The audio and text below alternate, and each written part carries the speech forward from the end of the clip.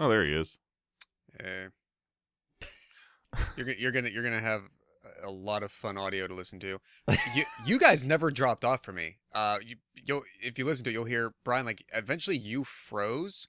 Your screen froze to me, but your audio never lagged. You were completely still there. Mike went fine. He froze up for maybe like 3 seconds at one point, but came back. You guys were there the whole time, but you could not hear me or see me. I mean, you we could could me, see but it a was still frozen. picture of you, but we couldn't. Yeah. We couldn't see nothing. Oh was yeah, moving it freezes you in some fun places.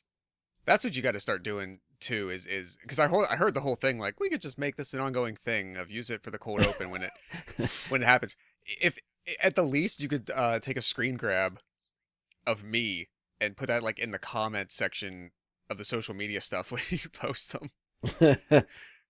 All right, so I changed Wi-Fi networks. I'm gonna blame it on the weather. I don't know. Weather and space lasers. Yeah, It's always the space lasers. it's true. If nothing, They get you every time. nothing else, she gave us an amazing, just scapegoat excuse for something forever. Wait, who's she? Did I miss the reference that I just referenced? See, I just thought you Now pulled that we have space to lasers out of it. explain And I was it like, to all right, yeah, Brian. sure. I'll jump on the space lasers bandwagon. I'm fine with that. It was a congresswoman. This woman got elected again after that. Oh yeah, because everybody's eating the what the fuck? What's the phrase? To like say you're believing it. You're eating all the Bullshit? shit. Now, well, they're Drinking the Kool-Aid? that's what I'm thinking of. Yes, Ah, not eating something, drinking it. I was totally off. Eating the Kool-Aid. You know what? That's not a bad thing. I was gonna Get say, one like, of those, eating the fun soup. dips and just go straight into Kool-Aid with it. I was like, soup's not right. That they're not eating the soup. Like,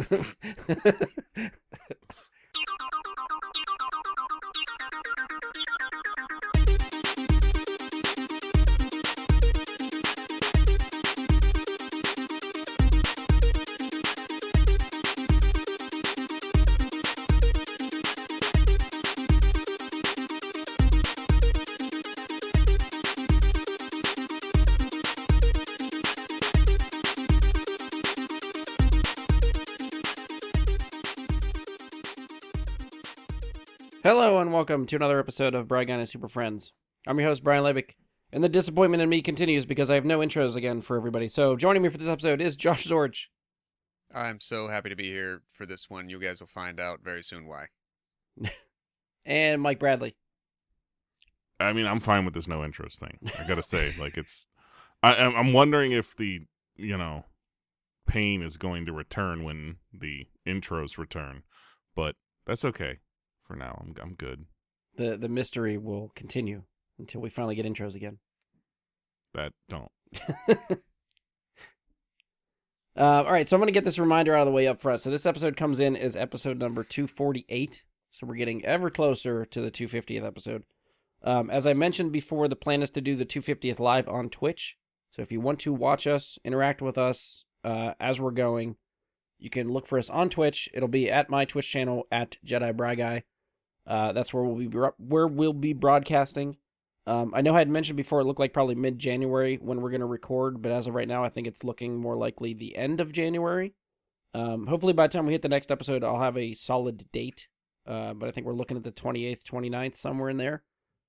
Depends if it'll be Friday or Saturday. We'll see where we land. But if you want to follow us on Facebook at facebook.com/BryGuySuperFriends, you can follow us on Twitter at BGSuperFriends. I'll post our scheduled date and links to my Twitch when we get closer to the day. Our plan for that episode is to go over our top 10 favorite movies of the last 2 years. Now, we usually do, favorites for the last year. We didn't do one for 2020. Since everything kind of locked down and everything got delayed, there was not much that we did for... we skipped over that stuff since a lot of the stuff that I think we wanted to see didn't come out for 2020. It got pushed to 2021. So any movie that was released in 2020 and 2021 will be fair game for our favorite list when we do our top 10.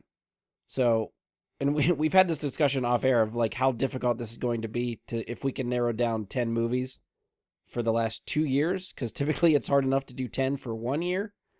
So we'll see how good we do and how tight our lists become. Looking forward to that. But yeah, I guess if you're just an audio listener to the podcast, don't worry. I will still be editing the 250th. It will be uploaded as normal. Probably won't release that same weekend. I guess it depends how quickly I can turn around the editing process and put it up. But hopefully shortly after we record on Twitch and do it live, you'll see the episode uploaded to your feeds as normal. So for this episode, we're going through our top 10 most anticipated movies for 2022. The list episodes are always usually some of our favorites to do. This is another one we didn't get to do last year because of all the movies getting delayed. Our most anticipated list for 2021 would have included 75% of the movies we talked about on our 2020 list. Yeah. So for the most part, things seem to be back on track. We're on pace to look forward to some new stuff this year. So this is where we're going to go. If you're new to this type of episode, I'm going to explain the structure for us. So each of us has come up with our own top 10 movies we're looking forward to for 2022. We have not compared the list beforehand, so our individual rankings will be new to each other. This is all new information. So we're going to start with everyone's number 10. We're going to go to everyone's number 9, and so on until we hit number 1. At the end, we might talk about a few honorable mentions and then wrap it up. It's pretty simple. We usually have a lot of fun for us. Hopefully, we'll bring some stuff to your attention that you either haven't heard of before or, just lost track of, and something else to put on your radar for 2022. When this is uploaded and stuff like that, if you want to give us your top 10, feel free to comment on the episode and let us know your top 10 for 2022. And one thing I got to try to remember to do that I don't remember if I'm very good at it when we've done these in the past is to go back through the lists when we're done and refresh what everyone talked about. I feel like by the time we get to number 1, I just kind of stop and then we're done and never. If you're just audio listening, it's really easy to lose track of what movies we talked about and which ones we haven't. So I will try to remember to get back to that at the end. You can get yourself a blue card and a piece of glass you can throw it through behind yourself so you can do your top 10 list. Yeah. All right, so kicking us off with their number 10, Josh has volunteered to go first. So your number 10 most anticipated for 2022, Josh, what do you got? Well, first, this is why I said I'm so happy to be here, because it has been, we clocked it. It has been slightly over, give or take a couple of days, a week, slightly over 2 years since we have got to do this. And it was, yeah. I looked back at some of the episodes around that time, and we did 3 list episodes, pretty much all in a row almost. We did we did anticipated of 2020, favorites of 2019. And then a few of us did a favorites of the decade episode. I remember that one too.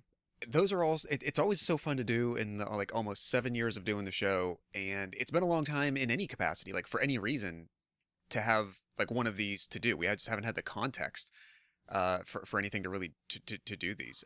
So I'm so happy to get back to form today. I feel like on a side note too, for someone like Andy who notoriously doesn't take notes, I love making him take notes for these to have a list handy. Yeah, it's just fun to me to make him do some work. We'll have to get his as you said, in the comments afterward, because his selections are they always add good fodder to the conversation. Yeah. He always finds a few that I never would have thought of or weren't aware of. So I'm going to start off, I'll tell you right up front, my first 2 that we'll get to when they come around.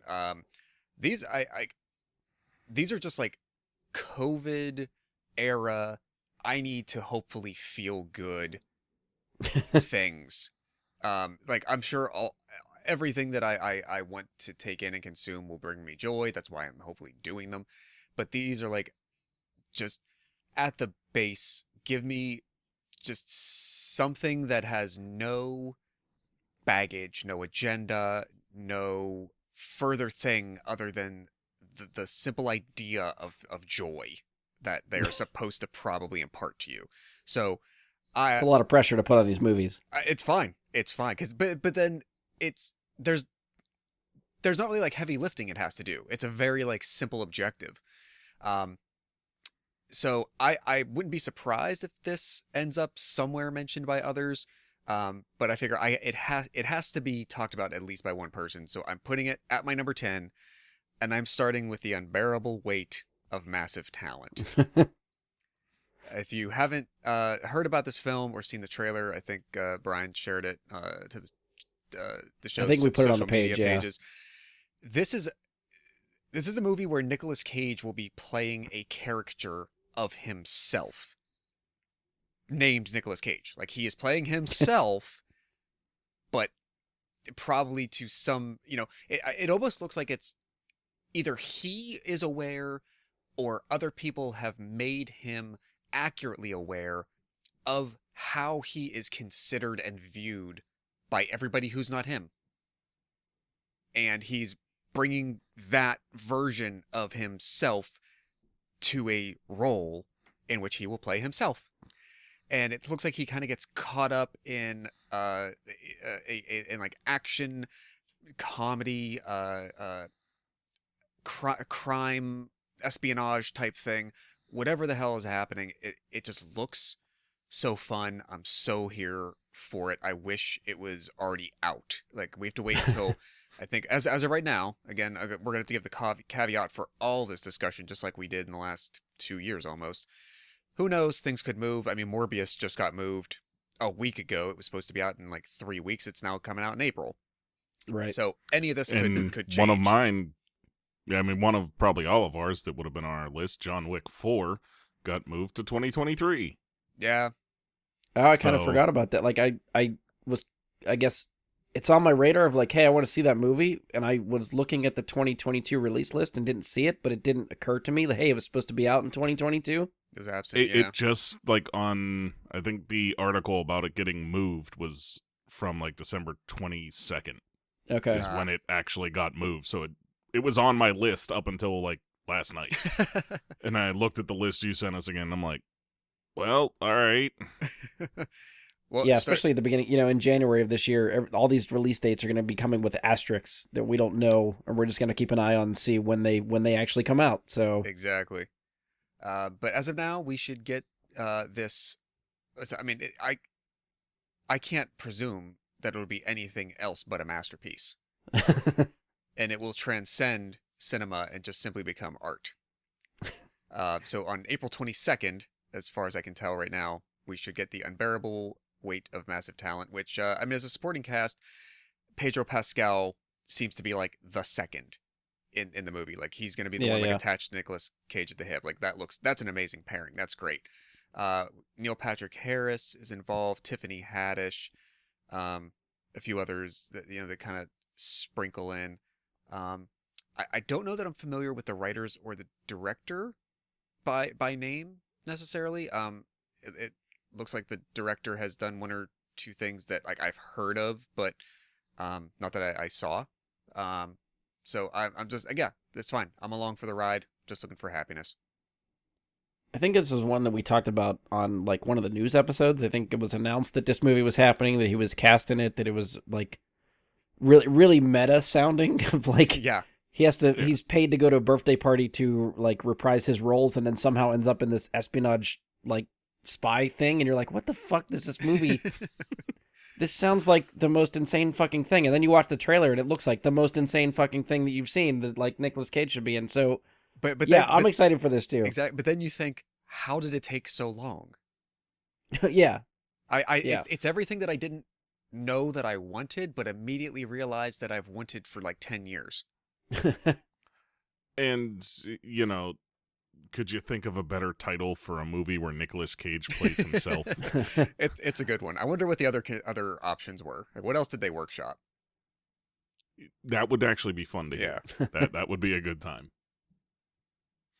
Mike, I'm presuming that this hits your list at somewhere too. It does. It does. Good. It does.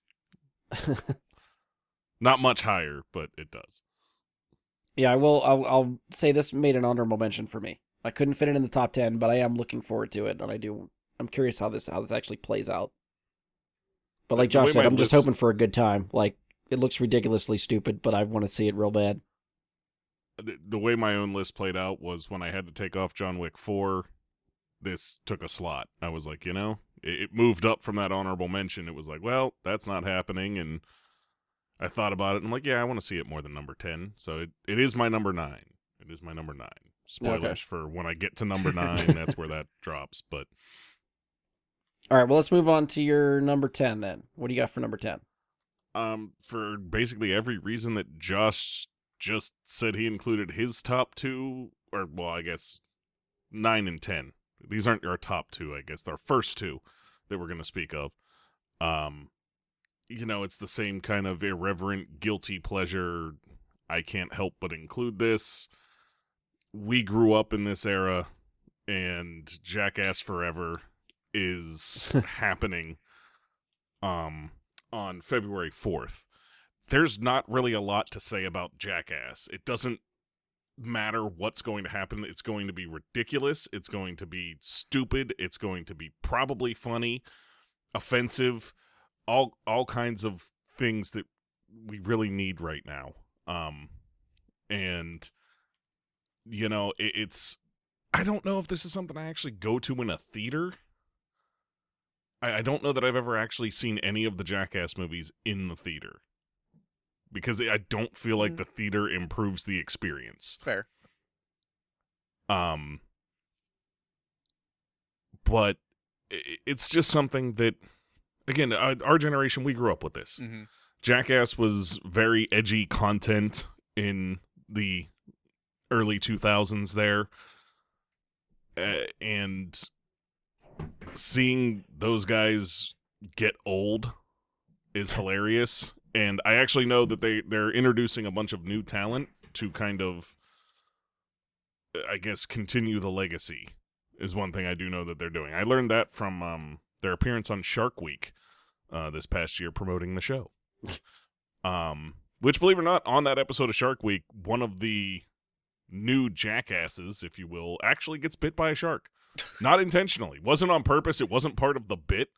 They were doing like some kind of weird, stupid jackass bit where the guy was gonna, I guess, jump over something on water skis or something, and like jumping over sharks on water skis basically was the bit, and it went wrong, and he actually did get bit by a shark on camera, and it was a good introduction to be like, yep, we're still fucking stupid. It's amazing shit like that never happened before, with all the dumb shit they've done. But yeah, so it's a guilty pleasure. I have no problem saying I will absolutely watch this probably 5 times in the next year. Because it's one of those things, Jackass is rewatchable. Yeah. And I'm just hoping they can capture that same magic they always had, even though they're older, and it's going to be even tougher to watch a man in his 50s get fucked up. No. He says he's 49 in the trailer. They make the point about the concussions. Well, Knoxville's 49, but that's true. Aren't some of the others older? Yeah, they probably are. They gotta be. I mean, he can't be the oldest one. Probably not. That's a fair point. But nonetheless, it's gonna be a fun time. I'm assuming Josh was excited for this as well from his reaction, but well, or not. No, that face tells me like, no, actually, I pumped my fist when you said yeah, but now that I have to talk about it. No, so I will trade you spoilers. This was my number 9. There we go. You guys compared beforehand. This was didn't the you? other one that I talked about, and Mike, I don't know about you. I swear, like I had been seeing trailers for this. I feel like as soon as we started going back to the movies this summer, and I don't know when, but maybe there wasn't ever a release date first said or not, because it's coming out, I think, February 4th now. 4th. I presumed, since I started seeing them so early, I presumed we were getting it before the end of 2021. And then I think it was supposed to be like October or November or something. I thought they pushed it. That's what I thought maybe. And yeah, and so like it just kind of like quietly disappeared, but I would continue to see trailers. It's like they slowed down a little bit, then when they realized, okay, well, what's our new date? Okay, we'll put them back up. So yeah, I was never like the biggest fan at the time this came out. Like it was the show started at a time when we were like late teenagers, and sort of the infant. I didn't have an appreciation for how silly it was for grown men to be doing it, because there was that mentality of people my age, and I was annoyed by people my age who had that mentality. So I didn't gravitate toward it that much. It was later that I kind of went back to it, and as they kept releasing a movie every X number of years and kept up with it, then I'm like, okay, this is dumb. There's supposed to not be a point to it. It is absolutely jackassery. And I think when I saw a first trailer, I forget what movie it was in front of this, past summer or something, and it came up, and I'm like, yes, this is what the world needs right now. This is what the like American, just you know what, everybody shut up right now. I'm one of the most outspoken. I have thoughts about everything. I don't want to say or hear shit from anybody, and I want us all to go see Jackass. Yeah. Say sometimes the world just needs a poop volcano. Yeah, yeah. Yeah. It's Arrested Development at its best. Well put. So, Josh, I'll be the one disappointing you. I will not be seeing Jackass. This is not in my wheelhouse at all. I am not the type of person that likes to watch people hurt themselves on purpose. It's just not for me. And the thing, so like, everything about this the show, the movie, I don't give a shit. Like that is fine. That is fine. I feel like, and a lot of it I feel is not necessarily the things that they set up that result in someone getting hurt by a thing or falling down or getting hit. Some of it is like some of just and this is kind of like where the movie like Bad Grandpa came from, that they presented, like just setting up scenarios. It's like it's kind of like hidden camera sometimes, and like there's like a flavor of Impractical Jokers to it. Like there's kind of that stuff about it as well. It's Impractical Jokers rated X. Yeah, at times. Like it's and just all the elements of it where it's just such buffoonery. And like I said, there's nothing behind it. There's no greater cause. There's no greater reason or message. And for me to be saying something like that just really does speak to how much I need something. Just mindless entertainment. Yes. So yeah, I mean, it's not all pain and let's get hurt. Sometimes it's just Chris Pontius running around flopping his dick at random people in public. And like again, I have no desire to see that in a movie. Like I don't care. That's fair. That's fair. It's not that I have a desire to see that necessarily. It's the people's reactions to it that you're not watching the dick. You're watching the people and the shit that they're like, what the fuck? And they would be like you, having that reaction. Like, and most of the time, it's the reactions of the other cast members. It's not like, look, they made someone in public who didn't understand what was happening uncomfortable or confused. It's just the idiocy of the friends watching their friend do a dumb thing. and I 100% recognize, and I'm not actually sure if they've had female cast members on the show in the past as it's gone on. I recognize 100% that for the most part, 98%, this is male-oriented idiocy.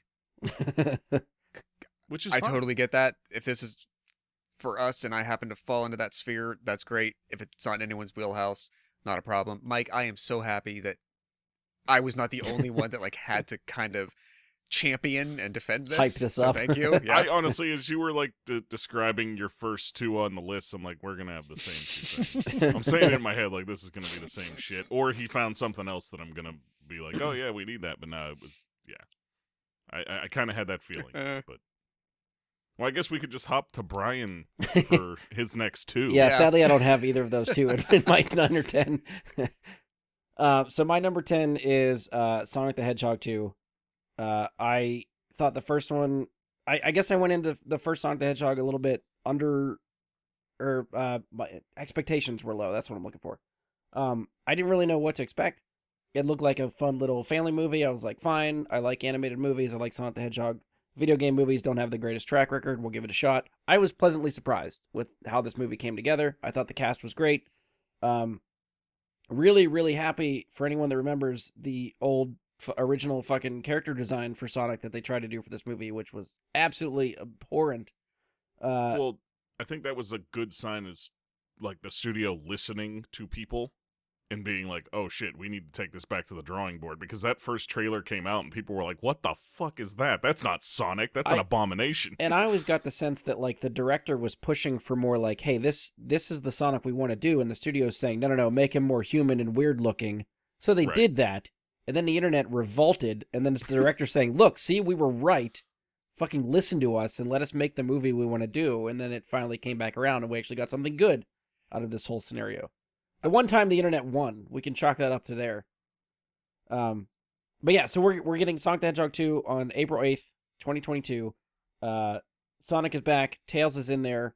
Knuckles makes an appearance, which is voiced by Idris Elba. The first Sonic the Hedgehog gave me the best Jim Carrey performance that I've gotten since I feel like Ace Ventura or something, so I just want more of that. Give me more of that, like, 90s era Jim Carrey. I fucking love it.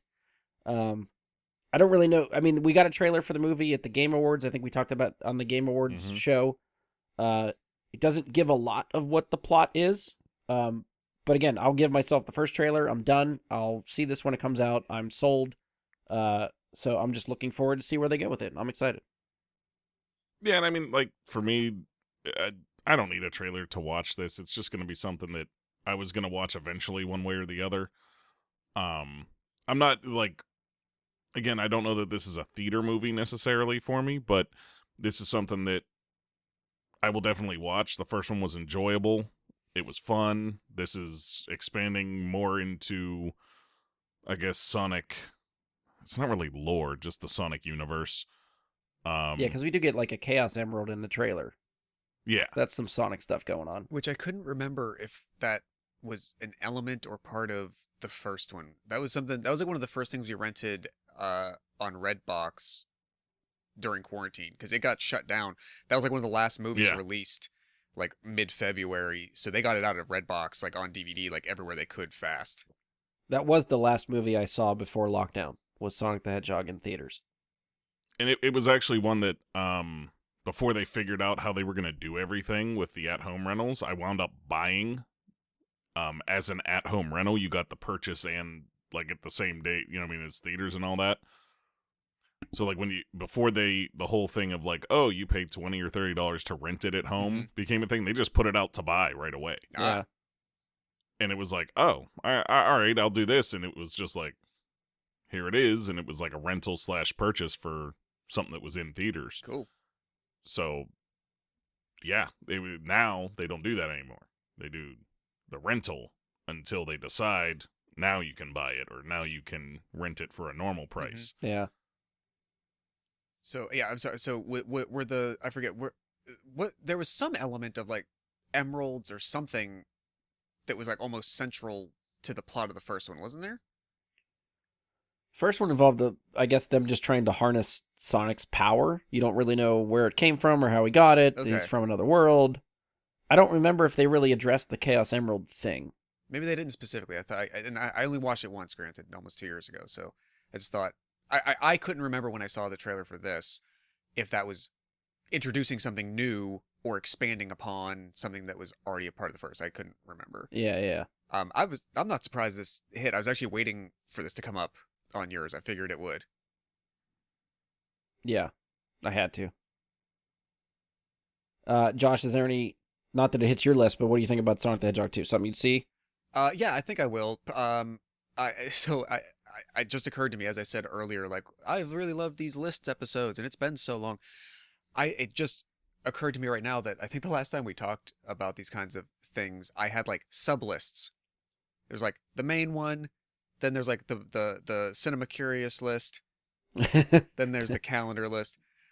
This is on the calendar, so it's on the I'm interested enough if I can see it in theaters or grab it, second market afterwards sometime during the year. I will do so. Yes, Nice. It's on the schedule. Would you say the date was on that? April 8th. April 8th. Okay. I was surprised to see from the trailer that, I mean, maybe this is what they're going for, that they're introducing both Knuckles and Tails in the next one. I mean, maybe they do that in case like you don't get a third and they just make sure to do both. But sometimes it can be tricky doing too much in the first sequel. I mean, I guess from like the look of it is Tails is going to be an ally, Knuckles is going to be a villain. Sure. So it's, I don't think they're taking on too much there because to be fair, it's not that deep. Like, it's fun, it's cool, it's awesome, but it's not that deep. It's still in the wheelhouse of like a family movie. Mm-hmm. So I don't think it's going to dig too hard into a lot of stuff. I think it's just going to be a lot of fun to watch. Fair enough. So yeah, I guess maybe this does fit the category of like, hey, just give me something fun right now. Mm-hmm. All right, so we already got Josh's number 9. Yep. Is Jackass Forever. We got Mike's number 9, Unbearable Weight of Massive Talent. We'll spin back around to my number 9. When I was looking at the list, I was a little unsure where to put this, and I'm kind of sad that it slid this low because it is one I'm really looking forward to. But my number 9 is Top Gun Maverick. We only got the one trailer. It was supposed to come out this year. It got pushed to May 27th of 2022. I thought it was supposed to be, I think, like a November release eventually. So I was looking forward to seeing it this year, and then it got pushed. So it's kind of been in the back of my mind, but I don't have anything really like new to go off of. But it's a movie that I don't really know what they're gonna do. I feel like there has to be a reason to revisit this franchise how many years later. But just the direction and shots that you see in the first trailer that they give you, like being in the planes, in the cockpit with Tom Cruise as he's flying a fucking fighter jet, like that looks like a theater experience that I am dying to see. I will probably get sick because I feel like if you're in the cockpit the whole fucking time, it's gonna be really weird. And I don't know if I can take. I'm gonna feel like I'm getting the G-forces in the theater or something like that. But either way, I'm excited. I think that's gonna be really cool. Yeah, I think this is definitely a theater experience type of movie where being in, say, IMAX for this is going to add a lot to the experience of watching this movie, because this is going to be all about those scenes in that you get like a little bit of a taste of in the trailer. How much they do with it in the movie, don't know, but you're going to want to be in IMAX to see it. Yeah. If that's what they're filming it for. I assume they're trying to film it for IMAX, because if you're going that far, I would assume that's what you're aiming at. Right. Yeah, that's my assumption too. And also, this is like one of the most moved release dates of all of them. I feel like this one has moved so many times. I think it was it supposed to be last summer, like summer of 2021? I thought it was supposed to be like a 2020 release. Brian, I'm looking at that spreadsheet you sent me. This was your number 2. Number 2. That's true. It was. Yeah. Okay. Most anticipated of 2020. I think this is supposed to be a summer 2020 release. Okay. And it's just kept moving. Yeah. Like all throughout COVID, it moved a few times. Like at first, I think it moved to the fall, and then it moved to the following spring, and then the following summer, and then it just kept going. Yeah. Okay. So even still, we tried not to revisit the same movies again, and yet we're still doing it. So. Oh, I'll be guilty of it. Yeah. It's coming. Don't worry. I don't think I am, but. I don't think. No, I'm not. Not that it made anybody else's list, but anything else you guys want to chime in for Top Gun Maverick, or we'll move on to Josh's number 8? If you can, the way you were talking about the theater experience with this, how you were framing that, you might be able to sweet talk me enough between now and then to get me to join you. I couldn't care less about Top Gun. And not to rehash that, I know we've talked about that, but honestly, like we haven't discussed this movie in probably a year and a half, at least, and just the way you were framing it, I was like, okay, well, you know what? Maybe there's something there, and in this world we have right now, why not consider giving myself some kind of joyous experience, and if there's something there to be had, then maybe I'm game for it. So you got a couple months to sweet talk it up. I mean, I will probably stay away from any other trailers, but I'm sure if the trailers come out, if you want to peek at them, you could. But I'm assuming, like Mike was saying, there's going to be more shots of like what it's going to feel like to be a fighter pilot. Stuff that they could, like the dogfighting in Top Gun, like those sequences were good at the time. Now you watch them compared to other either dogfighting movies or even like Star Wars dogfights and stuff in space. Like you have a better sense of what's going on, who's where, what ship is following what, and that type of dogfighting in Top Gun is a little bit chaotic, and it's hard to follow who's where and what the positions are and who's behind who, and a lot of it's dialogue as opposed to scene. Yeah. So I'm expecting this movie to blow that out of the water, and it's going to be really high tech, really different stuff. And I don't really give a shit what the story is. I just want to see how they shoot this stuff. It's the cinematic curiosity. Yeah. To see how cool it's going to be. I never once, even the original Top Gun, I could give a shit about the story. Yeah. I don't care. It's just a decent movie to watch. It has some iconic, cringy, laughable scenes. Like, the whole like beach volleyball thing, and Which it seems like we're getting again, and I'm totally for it. yeah, but I mean, again, it's something that like I could care. I don't care. I just want to see the cool stuff. Yeah. Just give me the cool shit you're gonna do, and I'm good with it. So I'm sure other people out there do care about the story and care about the characters, and that's fine. That's I mean, that's just not where I'm at. It's hard to tell before we see the movies what the movie's going to rely on. Is this the type of movie that's going to end up just being fan service for fan service sake, or is there actually something substantial there that gives it a reason for existing? I think that's going to make the difference whether or not this movie is good or not. All right, Josh's number 8.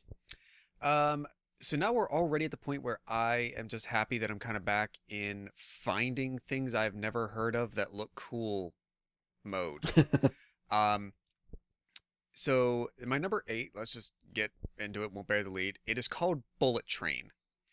It is based on a novel by Kotaro Asaka. Hopefully I did my best with that. Adapted by Zach Olkowitz, looks like. It's going to be directed by David Leitch, who One of the John Wick guys. One of the John Wick guys. Co-director on the first movie, stayed on as an executive producer of the franchise. Went on to direct Atomic Blonde and Deadpool 2. Though I haven't seen it, Brian, you have not really had glowing feelings about Fast and Furious, Hobbs and Shaw, but he was also the director of that. But the premise, as it's laid out, says 5 assassins aboard a fast-moving bullet train find out their missions have something in common. Okay, could be intriguing enough. Then you look at the cast. Sandra Bullock, Brad Pitt, Aaron Taylor Johnson, Zazie Beetz, Michael Shannon, Joey King, Logan Lerman, Hiroyuki Sanada, Brian Tyree Henry. I'm in. I don't know. It's like it's really easy. It's really easy to hook me into things that have to deal with confined spaces or defined and limited settings. So that's why, like, John Hughes movies, I always love them because it's like follow Ferris Bueller for a day, follow The Breakfast Club for the day at detention. Some Kevin Smith movies, Clerks 2. It's like a life in the day of stuff. And many of them are defined, limited spaces. Everything's taking place at the high school, at the convenience store. There's a lot of movies that are like focused around, it takes place on a plane trip, from the time you take off to the time you land. This kind of stuff that's, presumably the majority of it's taking place on the train ride from, from origin to destination. Throw in, I don't know, some kind of assassin type things where they presumably don't already know each other, but they're going to have to, their paths are going to cross by the nature of what's happening. Give me that cast and that director, sold. Yeah, I think with that director, I'm already thinking like, okay, this has some pretty sweet action sequences and stuff to it. Like, I'm expecting some cool fights. Yeah, and there's some elements of that cast too that like I would not think to put together. I don't know if it's not occurring to me if Sandra Bullock and Brad Pitt have ever been in a movie together. And if and if she's also like an assassin type thing, like I'd love to see her in that kind of capacity.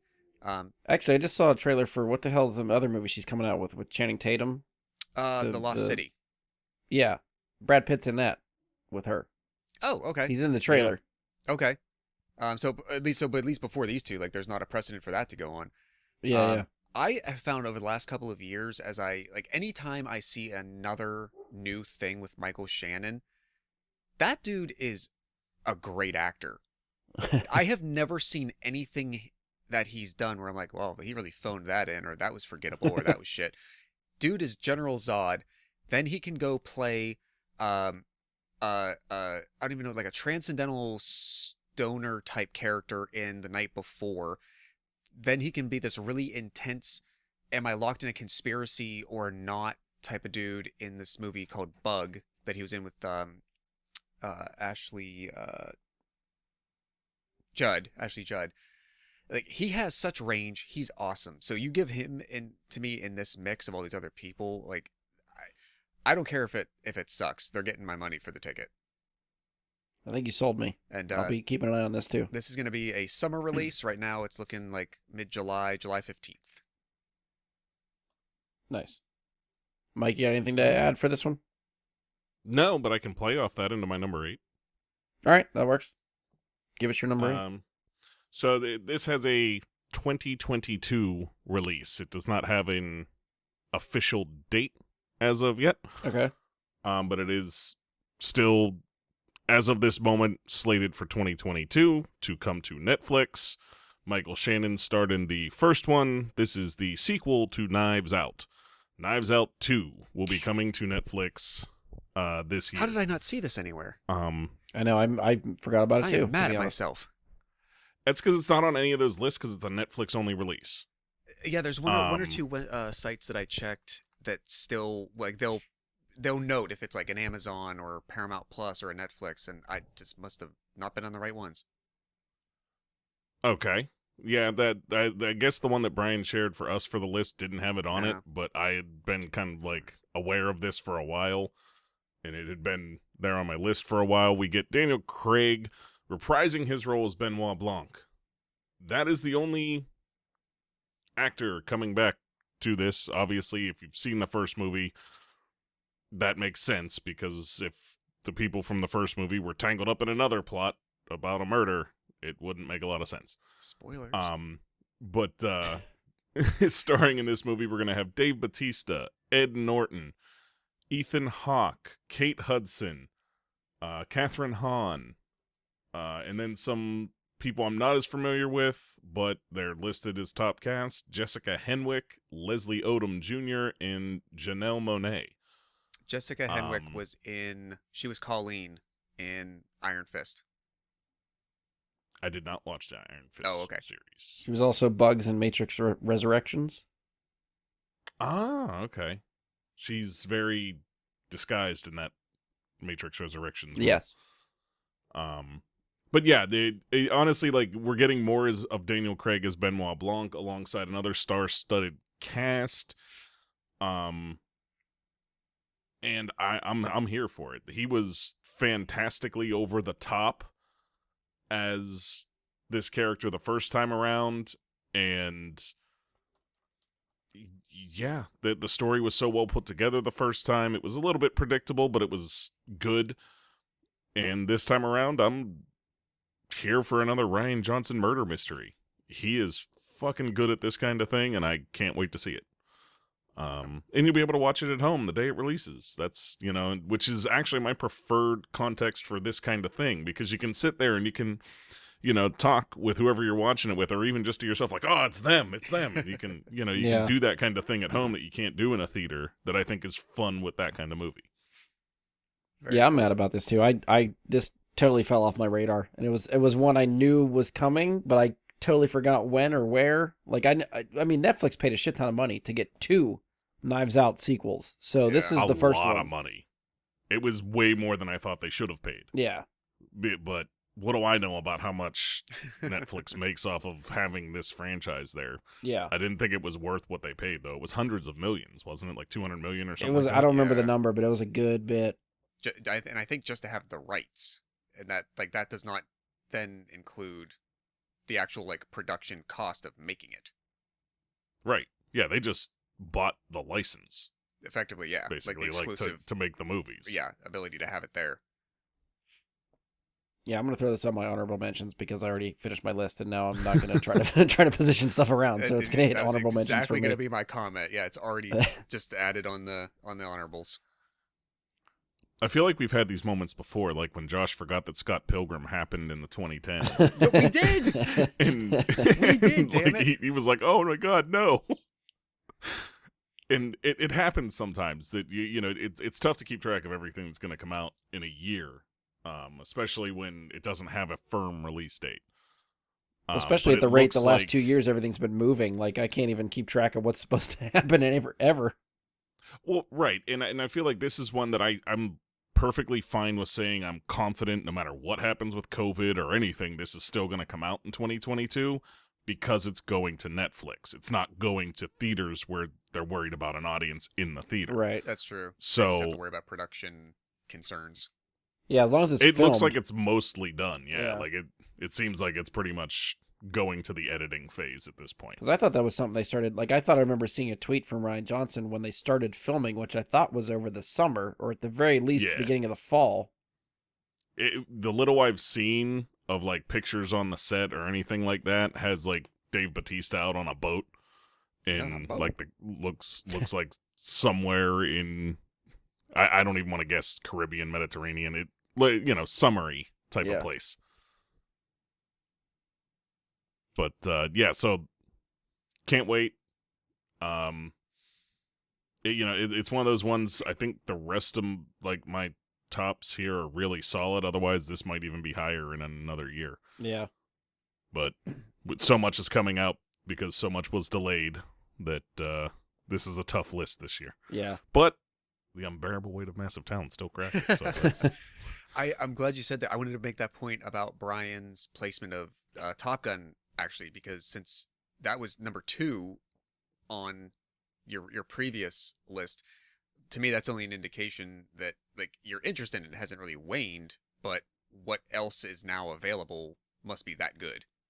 It's a little bit more that there's other stuff I think coming, at least on my list, that I'm more curious about. Like now that I have a taste of what Top Gun Maverick is just from the first trailer, I have an idea what to expect. So that gives me some expectations. Some of the other stuff that's on my list, we haven't seen trailers for. So there's a lot of just like up in the air, like, I feel like this could be good. I'm hoping it's good. I'm going to put a little bit higher just because like already my expectations are building. If we got a trailer for some of this stuff, it would definitely solidify, I think, where some of this falls on my list. But so I'm kind of just shooting in the dark for some of this stuff, but hoping it's good. Anything else for Knives Out 2? Yeah, I guess keeping in line with shooting in the dark and hoping something's good. My number 8 is Jurassic World Dominion. We do not have a trailer for this. Well, there's been some teasing material. I did not like Fallen Kingdom. It is not the greatest, but I really, really enjoyed Jurassic World. So I'm hoping that this comes back around and gives us a good way to wrap up this series, this franchise. I don't know if they're going to make any other movies after this. This might be it. They got Colin Trevorrow back to direct this one. He did not direct Fallen Kingdom. So I'm hoping that's something good. We talked about how, this was years ago now, but Trevor was supposed to do episode 9, was, released or let go or however that fanned out. And it was very easy to point the finger and be like, oh, well, his script sucks. And then we supposedly got to look at what his script was. And the script was really fucking good.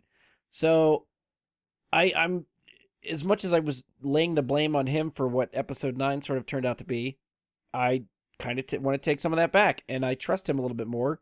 And I'm hoping that coming back to Jurassic World is a good outlet for like, hey, look, I didn't get to do Star Wars, but I'm going to come back to this franchise that I was successful at and do another really fucking cool movie. So I'm excited for this. A lot of the cast is coming back. We're getting some of the OG guys back. Sam Neill, Laura Dern, and Jeff Goldblum are all coming back. I don't know what capacity they're going to be, if it's going to be cameos, if they have a big part in the movie. Either way, it's one of those things where like you for fans of the originals, like you want to see like the legacy cast, the old guys interact with the new cast because that's just fun dynamics. Like you want to see how these people play off each other. So seeing all these people interact with like Chris Pratt and Bryce Dallas Howard and whatever other cast members they bring back or bring in, like that's exciting to me. I want to see how they do this. And the way Fallen Kingdom ended, like there's a big fucking problem to deal with now. So I'm really curious how they're going to, like, they wrote themselves, I feel like, in a corner with Fallen Kingdom, the way that ended. And it's always fun to see how people try to write them out of those corners that they build themselves in. I feel like that could make for a really interesting story. So I'm excited for this one. This is a summer release, June 10th, 2022. Either one of you, I guess, Josh, how do you feel about Jurassic World Dominion? Well, it's on the calendar. It didn't make the 10, but it's on the calendar. I was gonna ask, have you rewatched Fallen Kingdom since theaters? Like, have you seen it more than once? No. We rewatched it I mean, at this point, just everything falls into this category. We watched it during COVID, um, and we kind of just went through like the whole franchise. I think like all five, um, Yeah. and I didn't have I didn't dislike it, but I didn't have great feelings about it the first time. I liked it better the second time. I did. I would say like the one disappointment I had was the inclusion of Jeff Goldblum. And I guess when you finally get Jeff Goldblum back, you're gonna make a big deal about it. But his role was so insignificant that I was let down by how they hyped it in promotion for the movie. I'm hoping we don't get the same kind of thing with the additional returning cast this time. Yeah. And I'm actually hoping, to your point, the problem that they have to deal with would be an excellent reason to lean on the expertise that the characters of Sam Neill and Laura Dern can bring.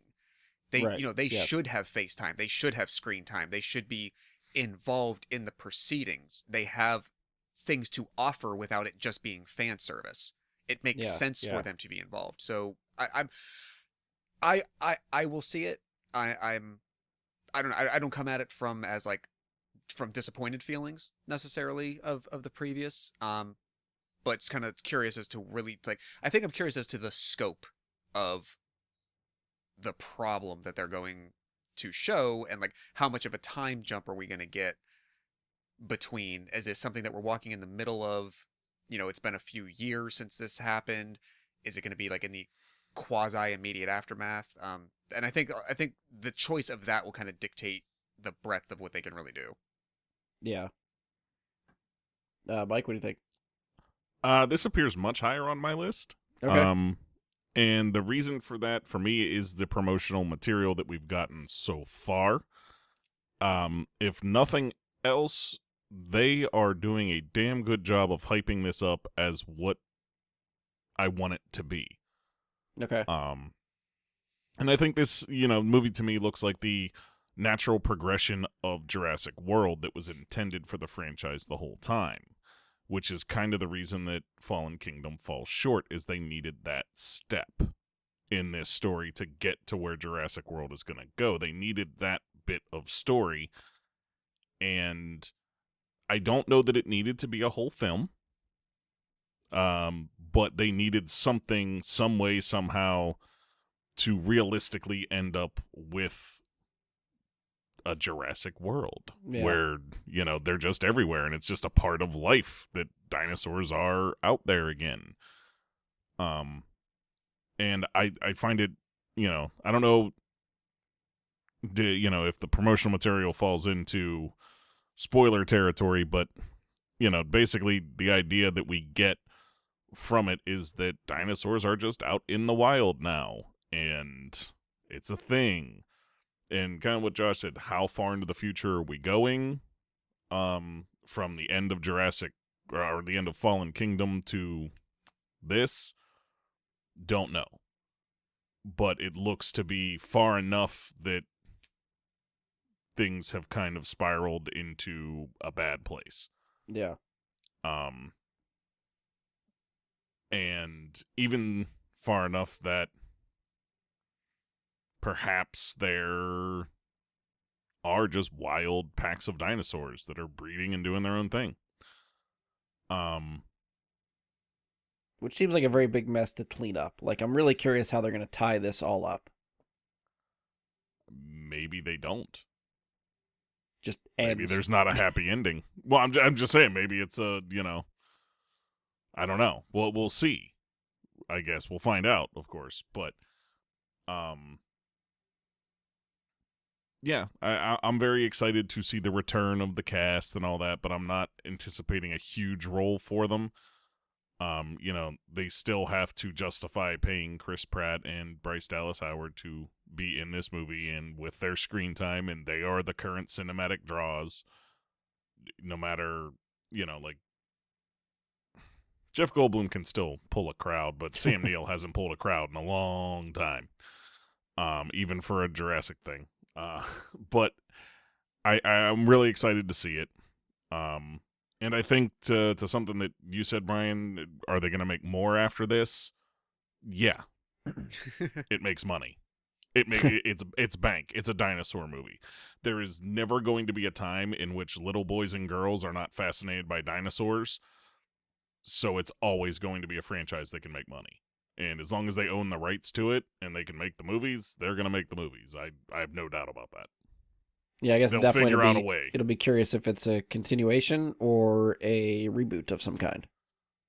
I would love a reboot. That would be actually really cool. But, life will find a way, right? And these movies will find a way because... It's difficult, too, because like the first Jurassic Park is one of those movies that I feel like is damn near perfect. Yeah. So once you talk about trying to remake it, it's like, I don't know if that's needed or necessary. Yeah.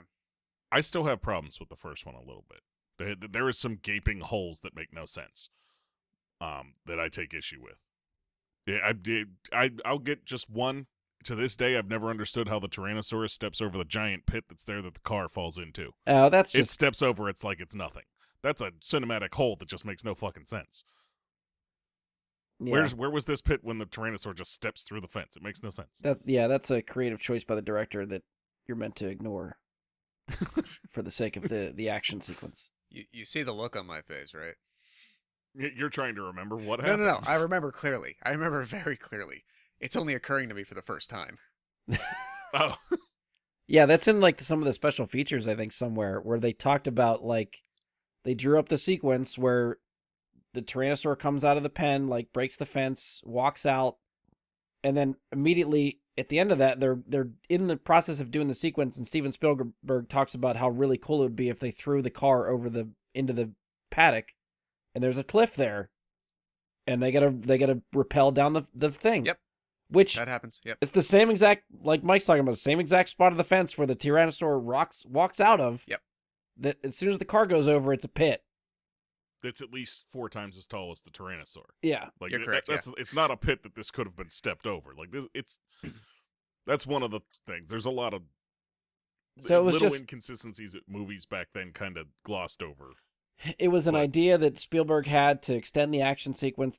It's still a really cool sequence. And and when you're watching it, you're so enthralled with what's going on, you don't think about it. But it's not until afterwards that you're like, wait a minute. And I don't even know if I would have put it together myself. It wasn't because I watched the damn special features where they broke the glass for me, and it's like, God damn it. Now I can't ever look at that the same again. that movie, I mean, the exact reason that you just said, like you're involved, you're just entranced by it all. You're caught up in everything. It has hooked you so much. That movie is 29 years old this year, and it never once freaking occurred to me. So, yeah, that exact thing. They did their job well. Yep. But right. Yeah, that's about it. I don't have anything more. Okay, we'll spin around to Josh's number 7. This was an interesting idea. This was I would call it original, even though it's a sort of a spin-off of existing ideas. But it was something that I think came out of left field that I would never have thought of, and I never would have thought that, idea makers could go this direction. And maybe again, it's like kind of fits in that like feel good era, sort of box, or not. But I don't know. But June 17th, I gotta admit, I am really looking forward to seeing Lightyear. It is on my list as well. I don't really know what to think of it. Like there's what I don't want to have happen, and it might, and if it does, it's fine, because 30 years on, almost 30 years on, what else are they going to do? There's probably going to be certain story beats that, quote, explain or tie directly to some characteristic of Buzz Lightyear that we know. They're animated movies. They're kids movies. Yes, they've done such a good job over these decades of making them for adults as well. But I get slightly disappointed from a creative standpoint where you're making some kind of prequel or expanded universe type thing, and it's almost like you go through and like, okay, we got to make sure we check every one of these boxes of this thing that people know about in every scene, and this is that, and that's all the movie is just giving you something that explains or ties or whatever to another, like, and it's most like insignificant stuff. It's like, why was the color of the collar on the suit green? Who gives a shit? I hope they don't do stuff like that. If they do, I will try to compartmentalize as much as I can, because it just looks fun. It looks fun to come up with the idea, like, okay, Buzz Lightyear is a toy of an astronaut, of a space explorer, and a space ranger. Like, that is his lore. That's where he comes from, and it's fantastical. And somebody had the idea, what if in the past there was, in our world, in this universe, that toy, that character got based on an actual historical figure in our fictitious world, and he was an astronaut, and that's where it's coming from. Never would have seen that coming in the last 26 years. And just the approach to that, and the idea that we're just going to get a story about a dude. Okay, I'm good with it. That's all I need. I'm starting. My only question is, I don't know if you read this somewhere or if you've heard it, but is it a prequel? Well, I like in the Toy Story lore, is it meant to be a prequel? I would say it. Well, I don't know.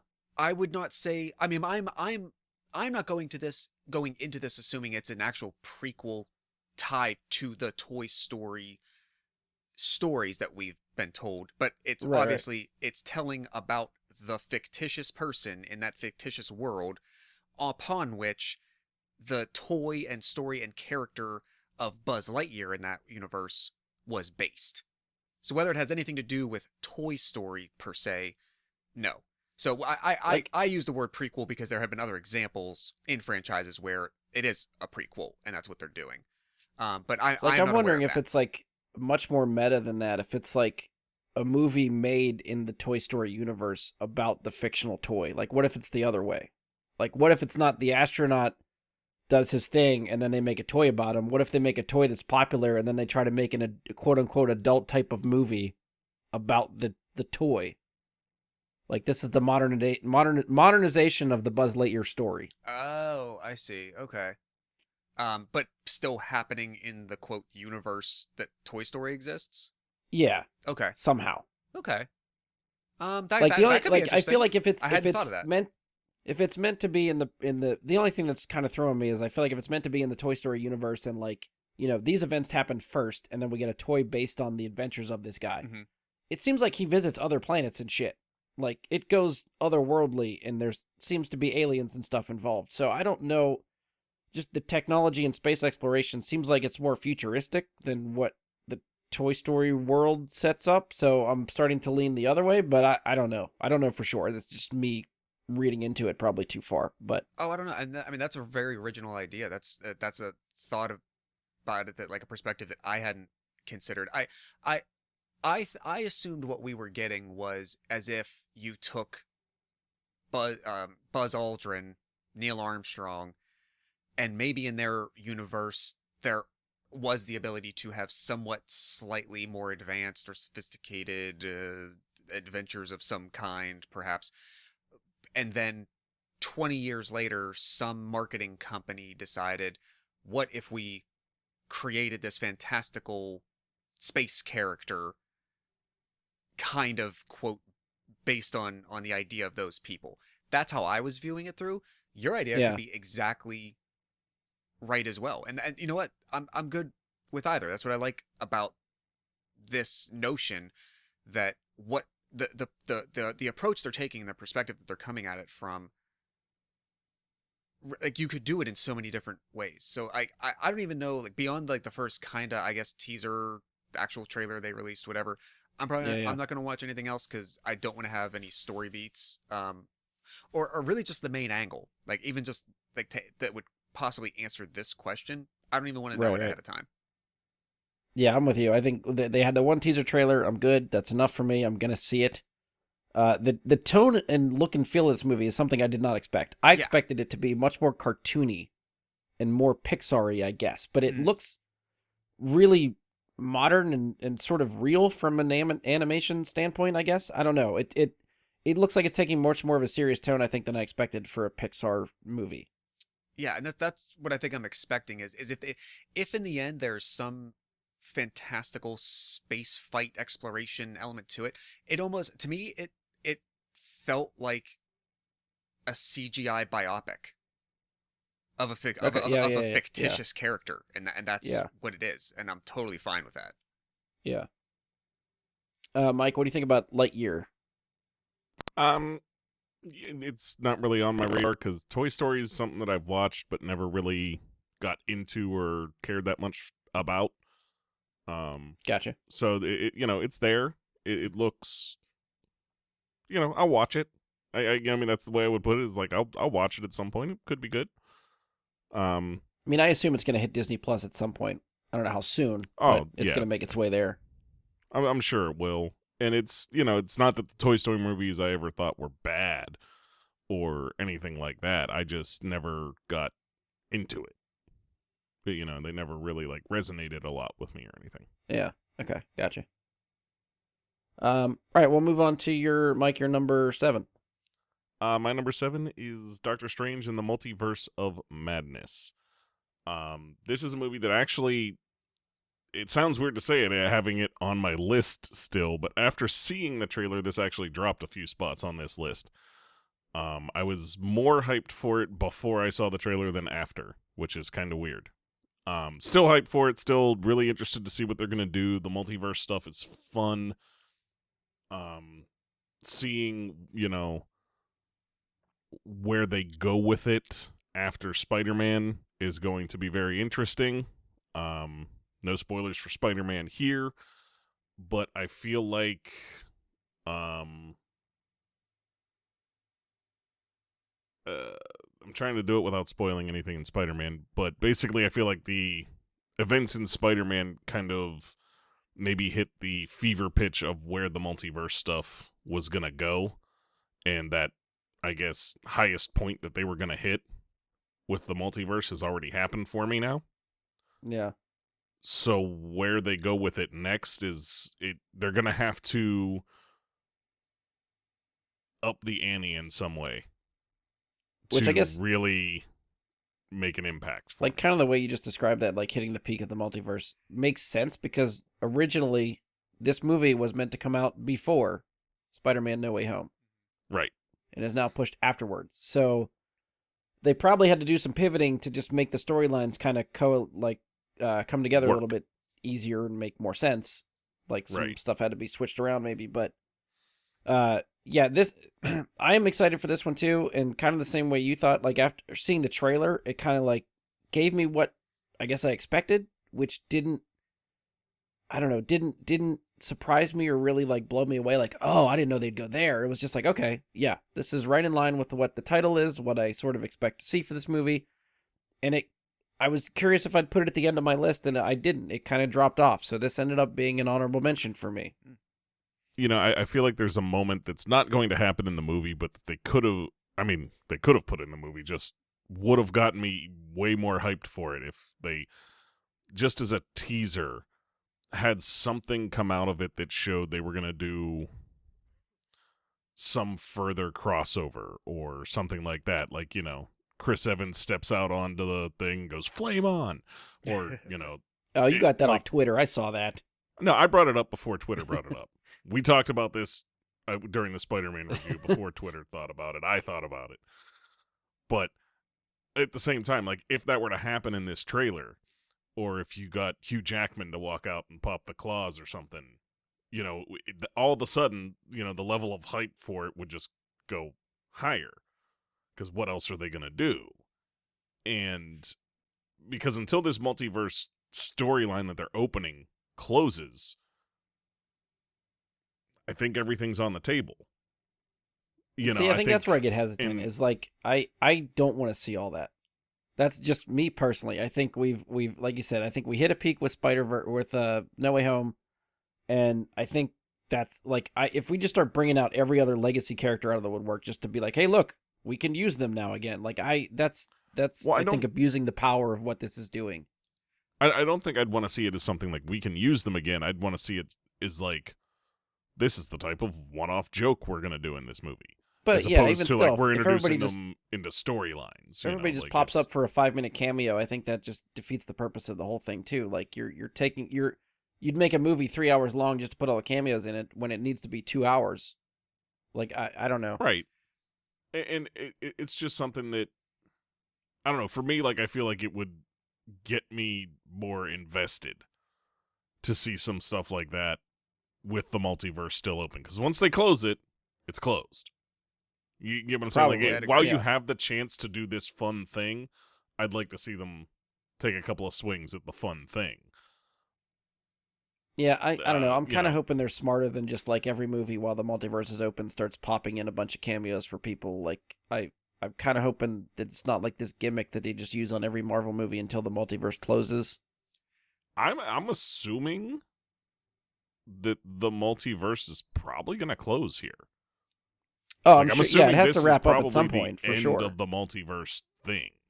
No, I'm Or gonna say it's gonna carry through at least through Ant-Man because oh yeah, that's because true. We're getting the Quantumania you thing. know that we know that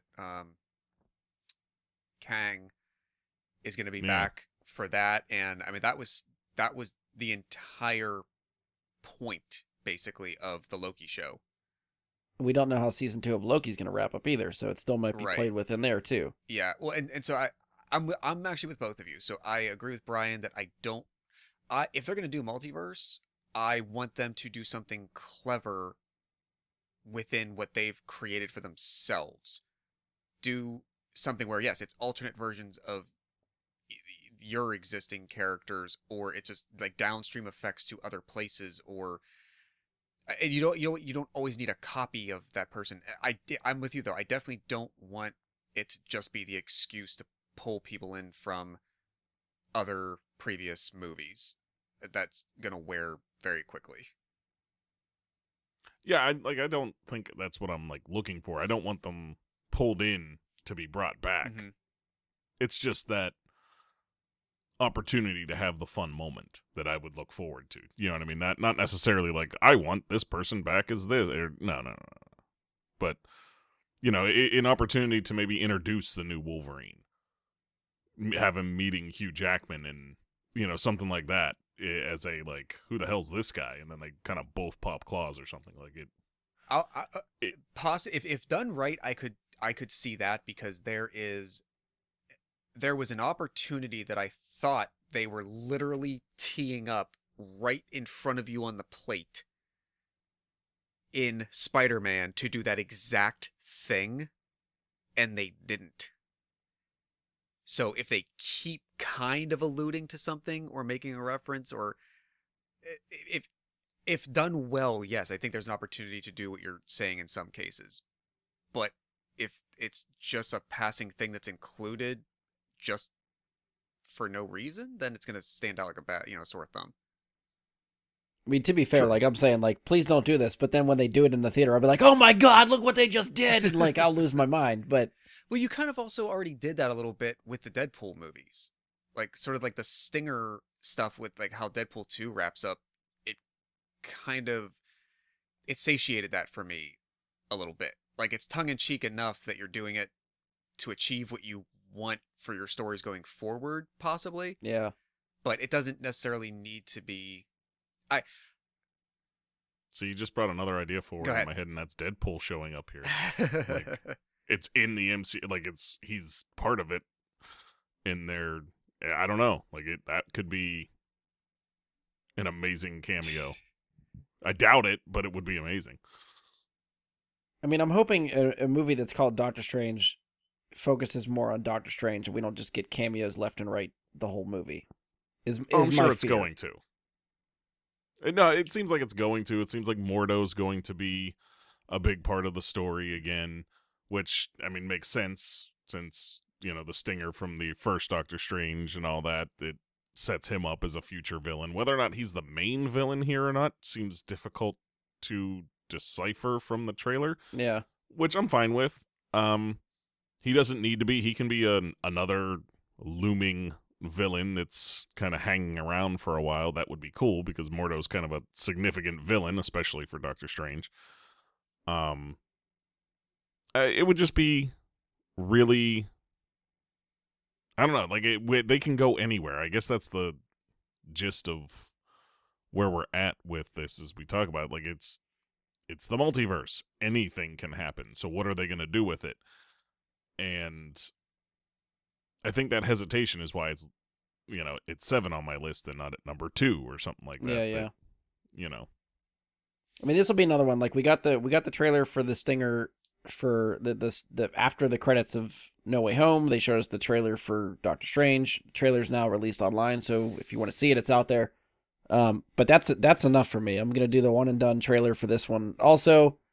So this will be one I gotta stay away from for the next couple months, and everything else that comes out, and just hide my face and plug my ears and see what happens in May. Anything else for Doctor Strange? I was just gonna point out a few things. I didn't. There was something about the writing or the direction that Cumberbatch was given. One of my only small critiques of No Way Home.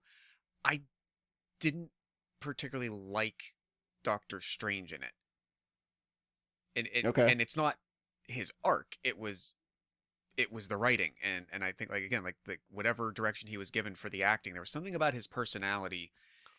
He seems very consistent from his own movie through his appearance in Thor Ragnarok and into Infinity War and Endgame.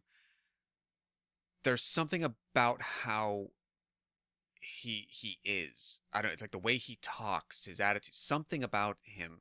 Like he has a slightly different personality in No Way Home, I felt. And I bring that up to then contrast it to say, this sequel is being directed by Sam Raimi, who made the initial Spider-Man trilogy, which heavily featured in the movie that Doctor Strange just appeared in. Yeah. That's all, just coincidence. true. And I will say, like, Doctor Strange is kind of meant to be a dick. Like, his character, like, I guess, basis, he's supposed to gain some humility and all that along the way, but he's still kind of a dick. Sure, and like, you know what I mean? Like, he's always that kind of character. If this was his demeanor, his personality, the way sometimes it's just like, even in like his speech patterns, I feel like he acted the character slightly differently than the other iterations, and just because of an inconsistency and a change that I saw, and it's not about a change in character, it's about a literal inconsistency. Like, there was 4 portrayals of him one way, and then I saw what I felt like was a kind of a different performance there. Maybe it's intentional. It could be. It could be. With the multiverse, maybe there's something we're not seeing. That's about Doctor Strange at this time. Is that going to be the cop-out answer for any criticism of like Phase 4 and 5, like the old it's diverging timelines? Well, we do have the scroll thing as well. Oh, that's right. We got that in our back pocket whenever we want. I'm just saying, like, until they resolve the multiverse and the scrolls, which we know, with Secret Invasion being a scheduled thing in Marvel, you got to keep the scrolls in your back pocket at any time right now. It's there. It's possible. Who knows? Who knows if there's, something like you're seeing this major inconsistency in how he's acting, that could be a scroll. Could be a scroll. Yeah. I get it. My only last remark is I forgot how much I freaking love the current evolution of the Scarlet Witch outfit. It is so badass. And just like the little peaks of her that we got in that teaser, I think it's going to be a very interesting dynamic for those two characters, because she's, we left her off in a place that seems like she has gone through some stuff.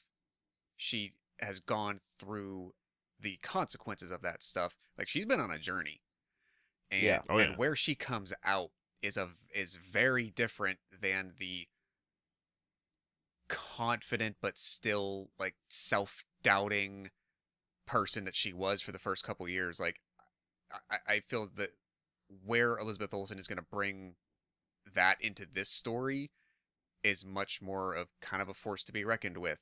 And like, I can be your friend, I can also be a problem for you depending on what's going on. Kind of happy to see what happens between the two of them. Yeah. Yeah, and I second the costume thing fully. like the energy, I guess, mask thing that is starting to like originate on her head. Where like that's one of those costume things that we saw, I guess, in WandaVision that would look ridiculous if it was like an actual costume. Right. But doing it that way looks fucking cool. Yeah. And we get more we get Rachel McAdams back in this, which always makes me happy. Yeah. All right, so we'll move on to my number 7. Again, whenever I start looking at the list, I get surprised where stuff ends up falling and getting placed eventually. This is a movie that has been in development hell for years. When I tried to backtrace it, it was originally announced in October of 2014 and is right now scheduled to be released in November 4th of 2022, and that is The Flash. Okay. So, this is another one that I just hope is good. It's expectation-wise. Like, when you read about the movie, the stuff that's been promoted, we are supposed to get Ezra Miller back as Barry Allen, who somehow is, I guess what they're hyping is you're getting a Flashpoint type of story for the Flash. And if you know the Flash lore, that's a very interesting and complicated story to use as a reference. So this movie should be cool. Like it's diving into storyline. It's really cool. Michael Keaton is supposed to be back as Batman, like the 89 version of Batman. Ben Affleck is still listed as current, quote unquote, current Batman. So it's going to deal with some timeline stuff. It's going to be really trippy. I am anxious, and I kind of just hope it's good. Like, DC needs some wins, and it's got potential to be really cool. And considering, like I said, this movie has been something that we've talked about for 4 years, between director changes, writer changes, like everything else that has happened with...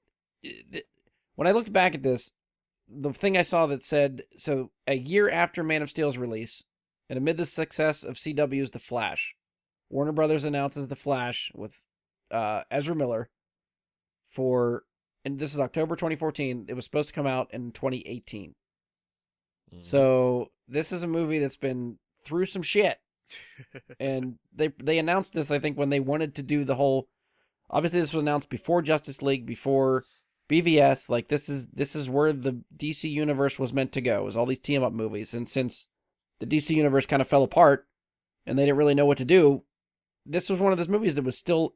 They kept talking about it. Like, we're still doing it. We still have Ezra Miller attached to The Flash. The Flash is still coming. Amidst all these other movies that were getting canceled that was part of the DC extended universe, this is the one that survived. So this is what we're finally getting. It's more just potential. We got one little tease, I think, at the DC fandom stuff. It wasn't even a trailer. It was like a little just cut up video of certain scenes that maybe they've already filmed that teased some stuff, but still not a lot of the plot or really what's going on. So I still might give myself one trailer, like official trailer that they do, teaser trailer, official trailer, whatever comes first, and then I'm done. But I'm just hoping this movie exists and comes together in a way that's not just complete crap, and hopefully that will be a win. So there's one or two, probably two. I shouldn't have looked at it, but brought up the IMDb, and there's 2 names attached to the cast that I'm not even going to share because I think the notion of... Don't look, Mike. Don't look, Mike. I see you looking. Like the notion of spoiling what the potential of this could be, and like the tendrils that it could have out there, and the story points and areas it could touch. It's always had all the makings of something potentially cool. I think, like, maybe not initially, but very early on, you got the Flashpoint vibes that they wanted to go for. I feel like they started talking about those quasi early on. Yeah. And it's such an amazing story. Like, it would have been perfect if they had gotten, like maybe 2 movies of each character out by that point, and maybe one Flash. Like Flashpoint as a sequel to another Flash movie, and then you got an Aquaman. We've had 2 Wonder Womans.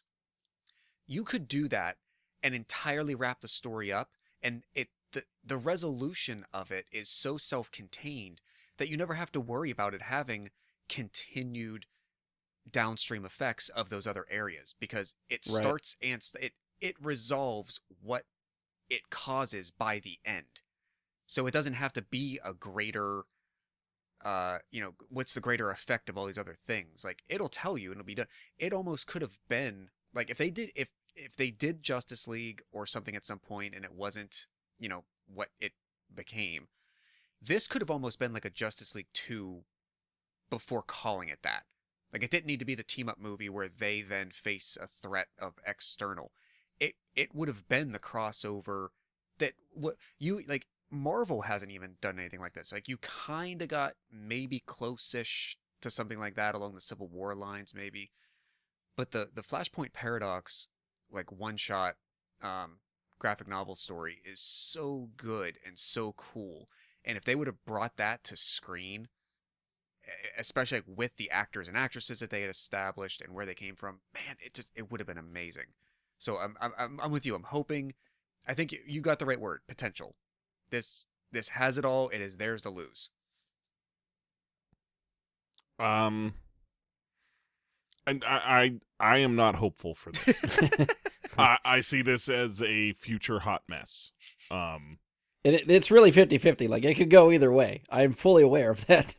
Yeah, that's the side. I'll be the negative person in this. I don't see this coming out good. I see this being another mess from Warner and DC, and I don't see it. I don't feel like I trust them enough to handle as complex a story as Flashpoint. And I mean, to Josh's point too, like, Flashpoint I think is such a good, like, character study for the Flash. It would have been nice to have more time with the Flash to get to know the character, to set up the kind of shit he's going to go through in this movie. Like, I don't know if there's enough to get invested with Barry and Ezra Miller's portrayal of Barry for this movie and what the weight it needs to lift. And a lot of bad movies start from that spot of assuming that you're going to connect with a character and the horrible events and things that they might go through or powerful moments in their life without really giving you enough time to get to know the character. Yeah. And it doesn't resonate, and that's why I don't know. I don't see this going well. And we'll see if this movie even personally comes out this year. Like, it's due November 4th, 2022. There's a good chance this gets delayed because we've heard nothing about it since, that little tease at the DC Fandom thing. That's it. So if we don't get a trailer sometime soon, who knows what the hell. Right, and for all we know, the Restore the Snyderverse people win and they just cancel this movie altogether and re-edit it, to fit that. Just get the Snyder cut of every DC movie coming out ever. Well, I mean, and who are we kidding? If they were going to restore the Snyderverse, they wouldn't even bother to do that. They'd just, like, throw this out there to make some money and make him work around it. I mean, they wouldn't even care. So that's why I don't have confidence in it. It just, the studio has not given me a lot of reasons to have faith in what they're going to put out. Yeah. Anything else for Flash, or we'll move on? All right, so we're moving on to Josh's number 6. Number 6. What do you got for number 6? Okay, so I initially was almost going to leave this off. It probably would have made honorable mentions. Certainly would have been on the calendar. But then I don't know why. Brian, maybe it was because you had sent me the lists from prior years that I referenced. I remembered that when we were doing our favorite movies of 2017, I had to eat a lot of crow at the time because my most anticipated movies for 2017, I believe, did not include either Logan or Thor Ragnarok. So I am not going to fall into that pothole again this time. So my number 6 is Thor Love and Thunder. And I think, like all of us, I think it's easy to fall in the trap of, and we've done it in years past, and I'm sure we'll continue to do it, is load up the top 10 with comic book movies. We're getting 3 Marvel movies this year, 2 or 3 DC movies. So it's easy to do that. Maybe even more than that from DC. But there's not necessarily anything about this that, like, I mean, obviously we haven't seen footage. We haven't seen teasers. We haven't seen... I kind of heard, some casting news over the time. There's very little that I have to go on. It's just more of like a cover my ass situation this year Like, this has to at least make the top 10. And as much as, like, I have never found so far one person that I've anecdotally spoken with after they've seen Ragnarok, if, assuming that they have watched many of the MCU or all of it, etc. I've never heard one person whose opinion was, yeah, that was okay, or it kind of annoyed me at times, or this or that. Like, it is high in everybody's esteem. So I don't think I can go wrong with this choice. So this actually made my number 6 as well. Kind of the same, like, coming off of Ragnarok, I'm expecting this to be good, which is why it hit as high as number 6 based on nothing but the cast and what the last movie did. Like, there's no trailer. We don't know, where we leave Thor is the Guardians are there too. So we don't know how much they're in this movie. Like, the trailer might explain a lot to us if we ever get that, or how soon we'll get that. And, had we got a trailer, it might have bumped it up further in my list. But for right now, I figured middle of the road is very good, sort of like Josh, to cover my ass. It's there. It's in my list. I'm expecting it. It's hard not to already kind of love this movie before it's even out. I really want to see what they do with Jane Foster. Like, she's been noticeably absent from a lot of MCU stuff recently. And Not even she's recently, a big part of 2013. So, okay, yeah. So, point taken. It's been a while. Yeah. And she never really got her due, I guess. It's one of those characters they just kind of wrote off and wanted you to sort of forget that she was around. They kind of mentioned her in dialogue here and there, but she never had anything substantial to do.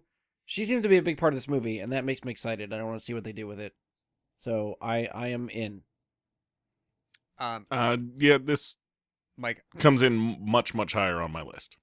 Mike, have you glanced recently or in the last few months at the cast list or the IMDb page? Because if you haven't, don't. I feel like, Josh, you got to stop looking at the IMDb cast list. This is twice now you've said this. Yeah, I was going to say, like, now I'm just going to do it because it doesn't bother me to do it. Don't. I'm telling you, don't. Is it going to ruin the movie for me? Like, I think that in the same way that there were some of the most fun surprises in Ragnarok. He's already looking, Josh. I think it's just there's the potential for some of those elements to happen again. And I didn't go seeking it out, but I'm like, well, we're doing the research and putting information together for the show.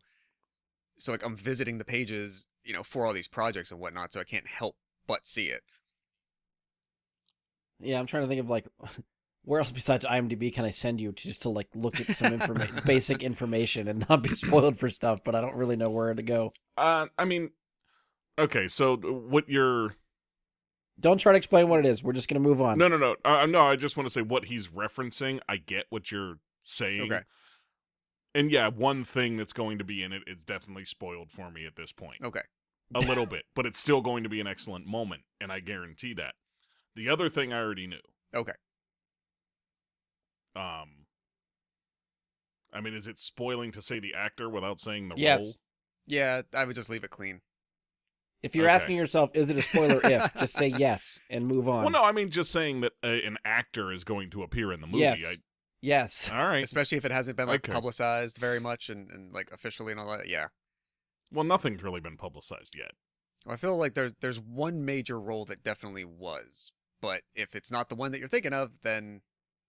No, that one has been publicized. I would have let this slide if we had seen a trailer and the person you're thinking of is in the trailer, fine. If we see no marketing stuff whatsoever, I'm going to assume whatever you're thinking is a spoiler and we're not going to talk about it. That is fair. No, that's fair.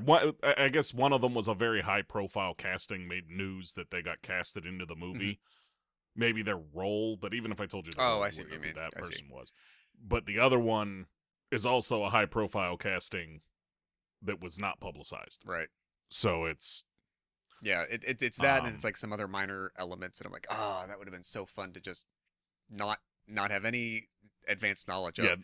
Yeah, the minor elements. Yeah, that's going to be a fun moment, but it's minor. So this is going to be the first time. This is, as of now, this is going to kind of be the July 4th weekend movie almost. It's July 8th right now, and interestingly, so this movie will come out 11 years after the first Thor.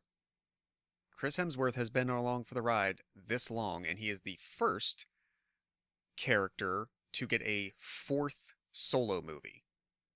Everyone Mhm. else maybe had trilogies, and then with like Avengers movies and whatnot, other stuff, but they're out. He's the first to get a But he fourth, was in those too. and he was in So, many of those. Yes. yeah. So, um, I don't know if He's it's making a push for that longest tenure, trying to take it off of Robert Downey Jr. he's close. He's really close. Um, what if you just by release dates, Well, it's Hugh Jackman. he had 11 years, and Well, I was he's thinking gonna more tie just him for this the year. MCU. Yeah, just with MCU, but he'll be 11. Yeah, he'll tie him this year with 11 years. Now, granted, Thor: Love and Thunder was supposed to come out at least 2020. I don't think it was supposed to be a 2019. No, I think No, that's too it wasn't early. I forget if the 2019. original, because they made this announcement in 2019 at Comic-Con. I forget if this was supposed to be 2020 or 2021. So you could maybe argue that, production and COVID delayed it, whatever. But basically, in real time, he's going to tie Robert Downey Jr. with 11 years with Yeah. this movie. But this is the first one that's going to also come out in the summer since the first one. The first one was May 2011. Dark World was always scheduled for November right? 13. Yep. Ragnarok was supposed to be, it was originally July of 2017. And then when the Spider-Man deal got worked out, they moved Ragnarok and Black Panther back. So Ragnarok became again a November 2017 release. So first time we get Thor back in the summer as well. Nice. Yeah, this is one that, Ragnarok is still right up there as, contention for my favorite MCU movie. And, getting to see the whole cast back again and everything, it's amazing. Where they're going to go with, like you said, Jane Foster. There's been like the rumors and talks about her getting the hammer as Thor Jane. That's Taika been around since. if I remember, I think Taika hands her the hammer at right, Comic-Con. but it's Taika fucking with people, or is he True. serious? Like that, Fair. like it. Until I see it on screen, But yeah, I mean, it's gonna be a lot of fun. Taika Waititi has not made anything in recent time where I've been like, oh, that movie. Ugh. Everything the guy makes is gold right now. He has his finger on the pulse pretty well. Brian, you can get mad at me all you want. I am going to spoil one thing just because it is pure joy. I'm going to confirm that they are listing Taika returning as Korg. That was and that's given. important to know. Yeah, That is I very assumed he's important coming for back. everyone to know. Yeah. Yeah. Korg will be back. Cool. Presumably Meek as well. I hope so. But I don't think Meek has an actor attached to it, so I don't think we get to know. Yeah, I mean, I think we've talked about. I'm excited about this too. Obviously, it's on my number 6 too, so I'm excited. Yeah. My last comment would just quickly be that we kind of know the arc of Thor throughout Endgame specifically. I mean, he had definitely one of the most involved and fleshed out arcs in just that one single movie there, of anyone included in that. But this is going to be the first, like, okay, let's work. We have completely moved on from Loki. We've moved on from Asgard and his parents. Like, that's all in the past. Yeah. It's completely gone, not tied to him anymore. Asgard's gone. Right. So we're kind of starting fresh. Yeah. All right, we'll move on to Mike's number 6. my number 6 is a movie that it sounds like Josh also forgot about when he said there's only 3 Marvel movies coming out this year. This is a non-MCU Marvel movie, Across the Spider-Verse Part 1, which just recently I noticed this had a full title of Across the Spider-Verse Part 1. Because I even have it on my list here as Spider-Verse 2, because up until, I don't even know what day they released that official title, but had to be very, very recent. Sometime in the last month or 2, I think. Okay. Yeah, I mean, the first Spider-Verse still might be the best comic book movie that we've seen since, like, Nolan's Batman stuff. It's so damn good at doing everything it does. And, yeah, what they're going to do next, I don't know. But the first movie is, like, you talk about perfection I think you said that with like the Jurassic Park movie the first time. Into the Spider-Verse, that's perfection for me in a superhero movie, animated or not. That movie hits every fucking note so well. And this, I guess, should be higher on my list with how much praise I'm singing for the first one, but it's still a little bit of hesitation for me not to put this at number 1 right away. Just on them continuing the Spider-Verse, or like the Spider-Verse plot line. Yeah. In the multiverse thing. I don't know if it's going to work as well the second time. You know what I mean? Like, if it hits all the same beats again, is it going to feel good, or is it going to be like, oh, they did it again? How are they going to do it? Is he going to be traveling through this time instead of pulling people into Miles Morales' world? Is he going to be traveling into other worlds this time? That would be cool. Mike, did you ever read the Spider-Verse comic book? Yes. Because I think I don't know whether they take that. I don't think I ever finished it, but didn't some of that involve like there was a certain villain of some kind or a family of villains that were like hunting Spider-Man through the universes? At some point, yeah. I mean, it was a long storyline. I feel like that's the bit that I remember. Primary? I thought that's part? the bit that I remembered. Okay, and I never finished reading it to see like how it ended. But the first movie set up that there is a Spider-Verse, there's other Spider-Men, they ended up together, now they're back home. If these people start hunting and trying to cut down all the other Spider-Men across the universes, this could be a reason to bring everybody back together and have something to fight. Okay. So yeah, I could see that. It's just a matter of, until I guess there's no trailer or anything for this yet, not that I saw. They put out like a 2 or 3 minute just clip of like something in the movie. No trailer, but that was all we got. Okay. And I don't know, like I'm 100% looking forward to it. I just kind of want to see where they go. If we can get more of the Nicolas Cage noir Spider-Man in any way, he makes a cameo in the Unbearable Weight of Massive Talent movie. Noir Spider-Man makes a cameo. I mean, that was my favorite of the new Spider people that they introduced there. That was my favorite. Spider-Ham was awesome. It was all great. It's just, I have nothing bad to say about the first movie, so I don't know how this isn't higher on my list, but it's just where it is. But I assume you have, This did hit higher on my list. It is definitely on my list. Yeah, because, I think Into the Spider-Verse hit, like, number 2, I think, for me, for my favorites for the year it came out. And I think it helped that it was, like, at the end of the year, and I saw it right before the list. But sort of like you said, Mike, I think that is a damn near perfect movie also. Like, that is so rewatchable. It's so much fun.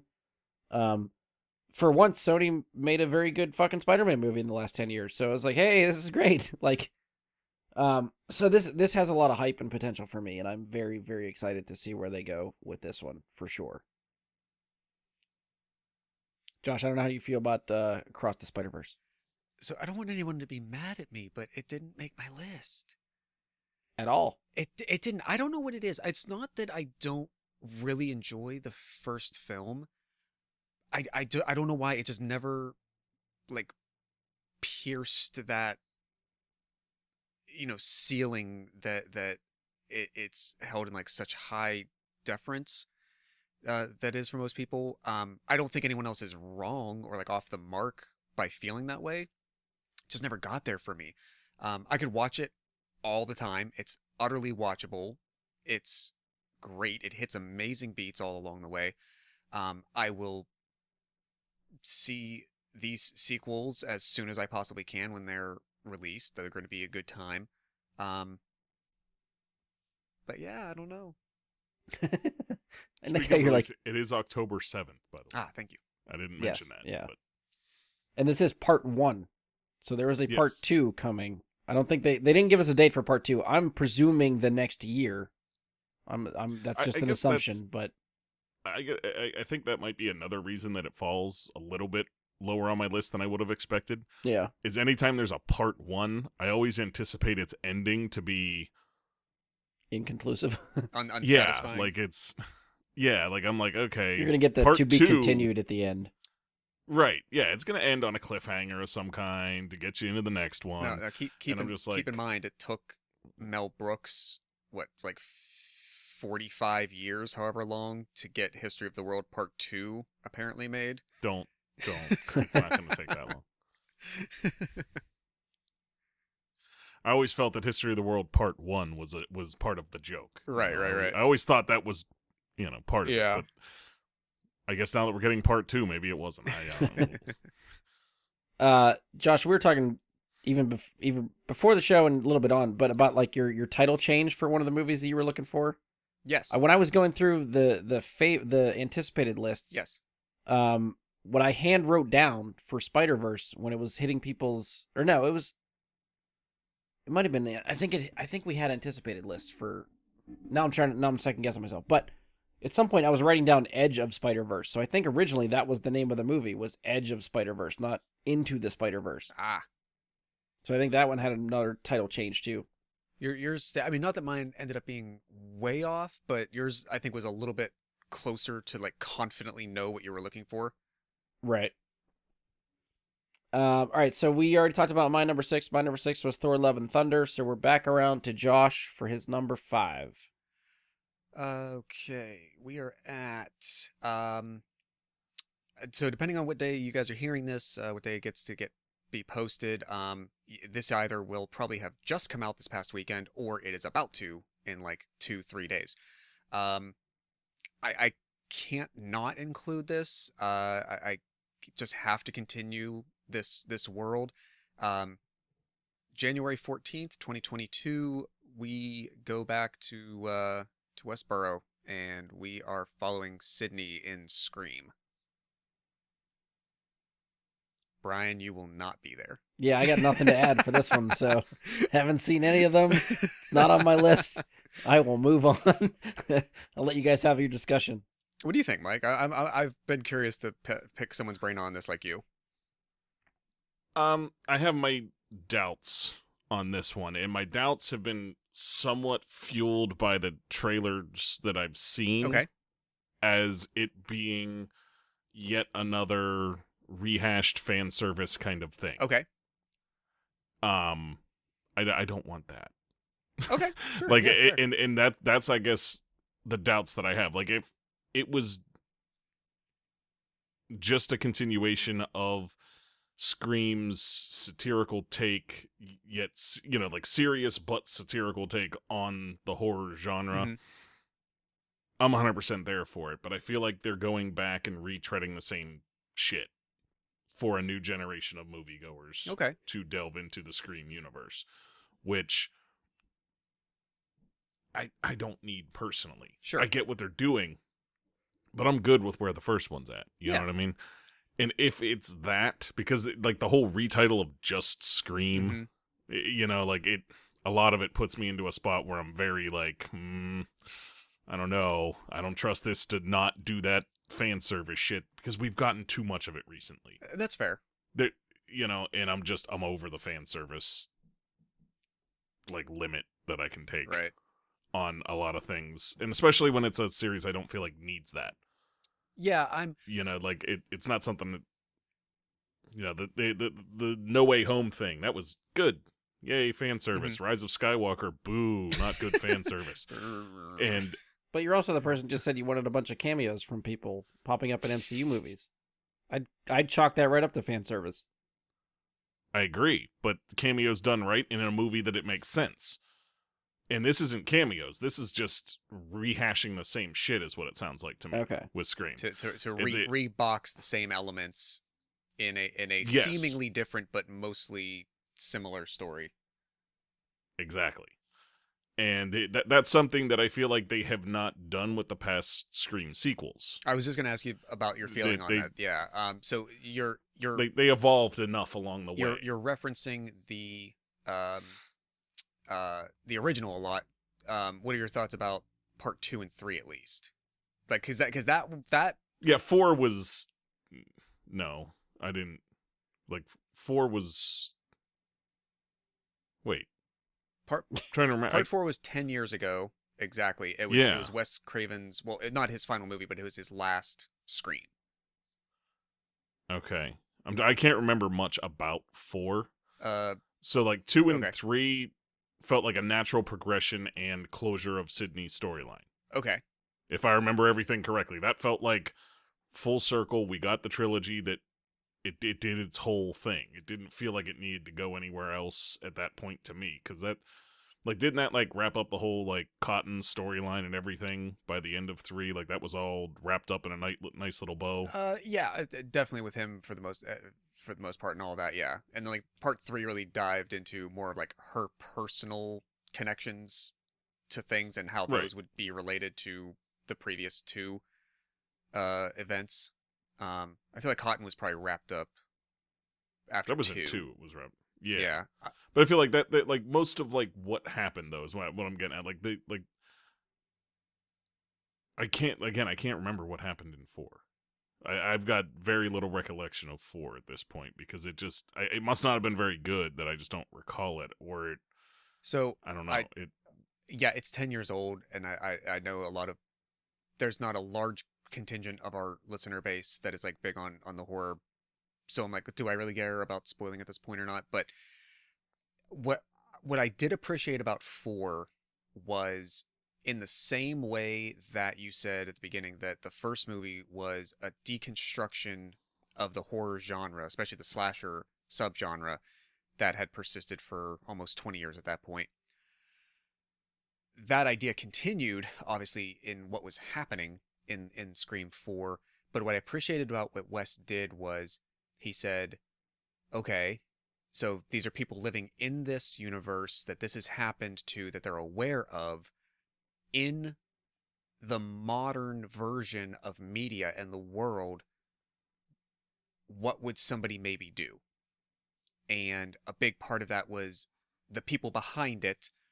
And it's funny to say now, 10 years later, because I feel like at the time, the idea of like YouTubers was a very like burgeoning thing only really at the time.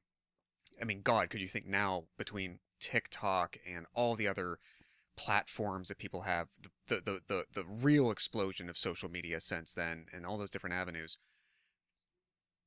really how you could put that's the part of this that I'm really curious to see. Obviously Wes is gone. As we talked about in the past, the team that helmed Ready or Not is going to be co-directing this. So it's the idea that I'm really curious about. It's the hook of what they do. No, I don't need another slasher reboot, revisit kind of thing. I want to see what the hook is. What made Scream 4 special to me was similar but different of what made Scream 1 different. The lens that it looked through was unique but very different. The story was being told through the objective of different things. I want to know what that objective is this time around. And that's the challenge, but that's what I also think can make it really cool. I will just smile and nod at all of that. Yeah, I mean, I agree with everything you said there, and I'm still gonna see this. I just don't like I said. I still have. I have my hesitations. Yeah, of course. And they may go away when I see it. They may not. It's. I'm hoping they do. We'll to be determined. Yeah, absolutely. But it's a heck of a way to kick off 2022. I think most of those movies, I get to go back and look. I think just about the entire franchise. Well, maybe with the exception of one, but most of them have always been released in the winter, and several of them have been released like just in this slot, like beginning of January. Was not aware of that. Yeah, so I don't really have anything to add, obviously. So if you guys are good, we will move on to Mike's number 5. My number 5 is something that, again, has kind of been kicked around for a very long time, and we got teases of what it could be like, teases of how it could have gone, and hopefully this is the first in a line of new video game movies that come out and change the way video game based movies are made, and that is Uncharted. This is a movie that can really take the ball and run away with it in terms of how a video game movie is handled, and a lot of that is because of how Sony has started to handle their first party titled games and making them much more narrative driven and more well thought out on their narrative, and making, the Uncharted series was one of the first games I remember being marketed as playing as a cinematic opportunity to play through a game. Like, you're still playing the game, but it's a cinematic view. Everything is done with the eye of making it feel like you're in a movie, but you're playing in the, like, it works so well on so many levels for that. And Sony has, again, like I said, they really ran away with that. I mean, we're getting a Last of Us TV series at some point coming up. Bloodborne is being made into something that's in the works. How long before God of War gets translated into something? They have so many of these opportunities to do with games that have followed this same path line, or the same way of being made. And getting, I guess, an opportunity to showcase what video game developers are out there and really making, and the talent they actually have to tell stories, sounds kind of great. Add to that we're getting Tom Holland playing off of, and it's weird to say Mark Wahlberg is old, but compared to Tom Holland, he's old. And so we're gonna get to see those two play together in a somewhat comedic role, and kind of like, I don't know, Sully's not really a dad character, more of like an uncle / big brother kind of like role. I don't feel like he ever played like a fatherly figure in the games. Yeah. But getting to see that dynamic is going to be great. Getting to see how these action sequences play out. I know, Brian, you've probably kept away. I watched the first trailers. trailer. First one, just the first one. I know they have like 2 or 3 of them out now. Yeah, I honestly don't know what the scene I'm thinking of, which trailer it was in, but there is a scene that looks very much like a moment from one of the games. Is it the plane sequence? I've seen the plane, little bit of the plane sequence, yeah. This plane, it looks like the train sequence from 2. Well, it looks like the plane sequence from 3. See, I was thinking about like crawling up the train in 2 is what it reminded me of. Yeah, I feel like that's identical to the cargo plane from Uncharted 3. Okay. It's been a long time. Yeah. I'll be fair, since I played 3, it's been a while, but okay. It's a sequence. That's the kind of stuff they put in the games, though. Was like, this crazy shit happens, and now you're playing through this sequence of crawling up this stuff to get back to safety. Yeah. Just so damn cool.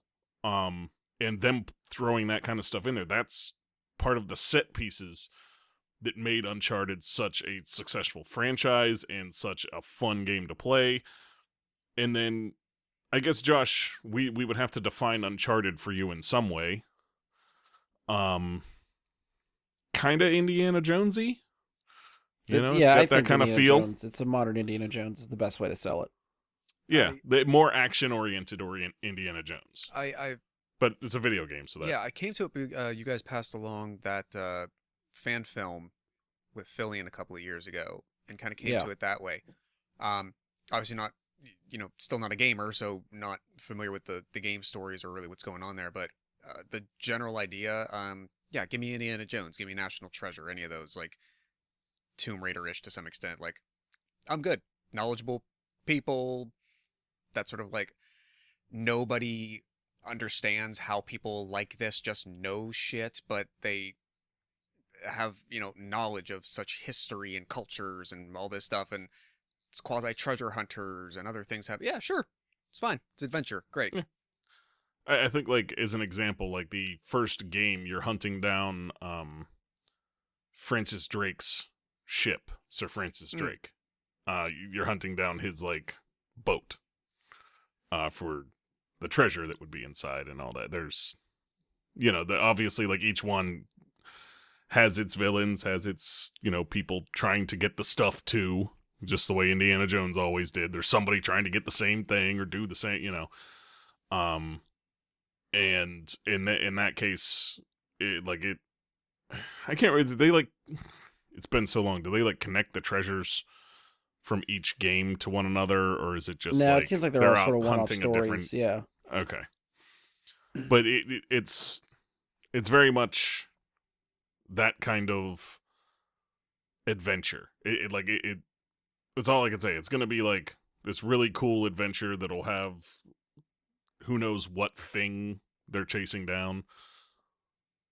I mean, just But like yeah. any other good story, like you get invested with the characters, just like Indy. Like you want to see what Indy does across this adventure. You don't really care what the adventure is. You're just along for the ride with Indy, and that's how you feel about playing the games with Nathan Drake. You're just along for the ride with Nathan Drake and see what kind of shit they get into and how they get out of it, and that's the fun stuff. Okay. See, being the history nerd, I always loved the little backstories to the stuff they're actually hunting down. That always mattered to me Yeah. as much as the other stuff. Like, so having both, you know what I mean? Like, and that just goes to show, like, I'm into the one part of it and the whole thing works for me, and you're into the other part of it and the whole thing works for you. And it touches really well on both of those. Yeah, so Uncharted was actually my number 5 as well.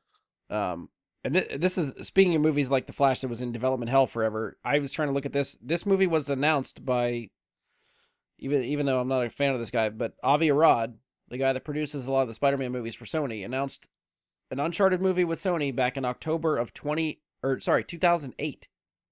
2008. This movie was announced. First started talking about The Flash, I actually thought you were talking about this, and then Yeah. you said 2014. I'm like, nope, that's not. So it's gone through a revolving door of directors, writers. David O. Russell was attached to this, and at the time, Mark Wahlberg was also attached. I think he was meant to be playing the Nathan Drake character. So now they pivoted and went younger, and Tom Holland is Nathan Drake. Mark Wahlberg is playing the older Victor Sullivan character. At one point, Sean Levy was attached to direct this. I think when Tom Holland was also attached to star. Levy backed out, I think, with scheduling conflicts. That's a director I would have liked to see what he did with this.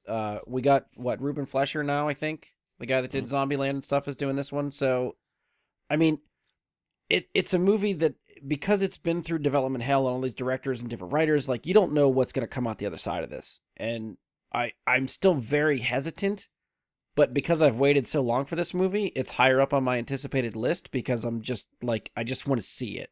And you know, I was worried about casting Tom Holland going younger than what I'm used to seeing and hearing in the games, and they start releasing like still frame pictures, and I'm like, okay, you know what? He kind of looks the part. They give us the trailer. I'm still hesitant. It still doesn't fit what I'm used to, but I mean, it looks like they're pulling inspiration from the game, which is all I can really ask at this point. Is they're trying to, at least it seems like, stay faithful to what the game is. It doesn't have to be. I don't really need the same story. Like, I don't need the same MacGuffin. I don't need the same adventure. If they want to pull different aspects or set pieces, fine. But I really just want to get involved with these characters and see how they interact with each other. I think that's part of the fun of the story.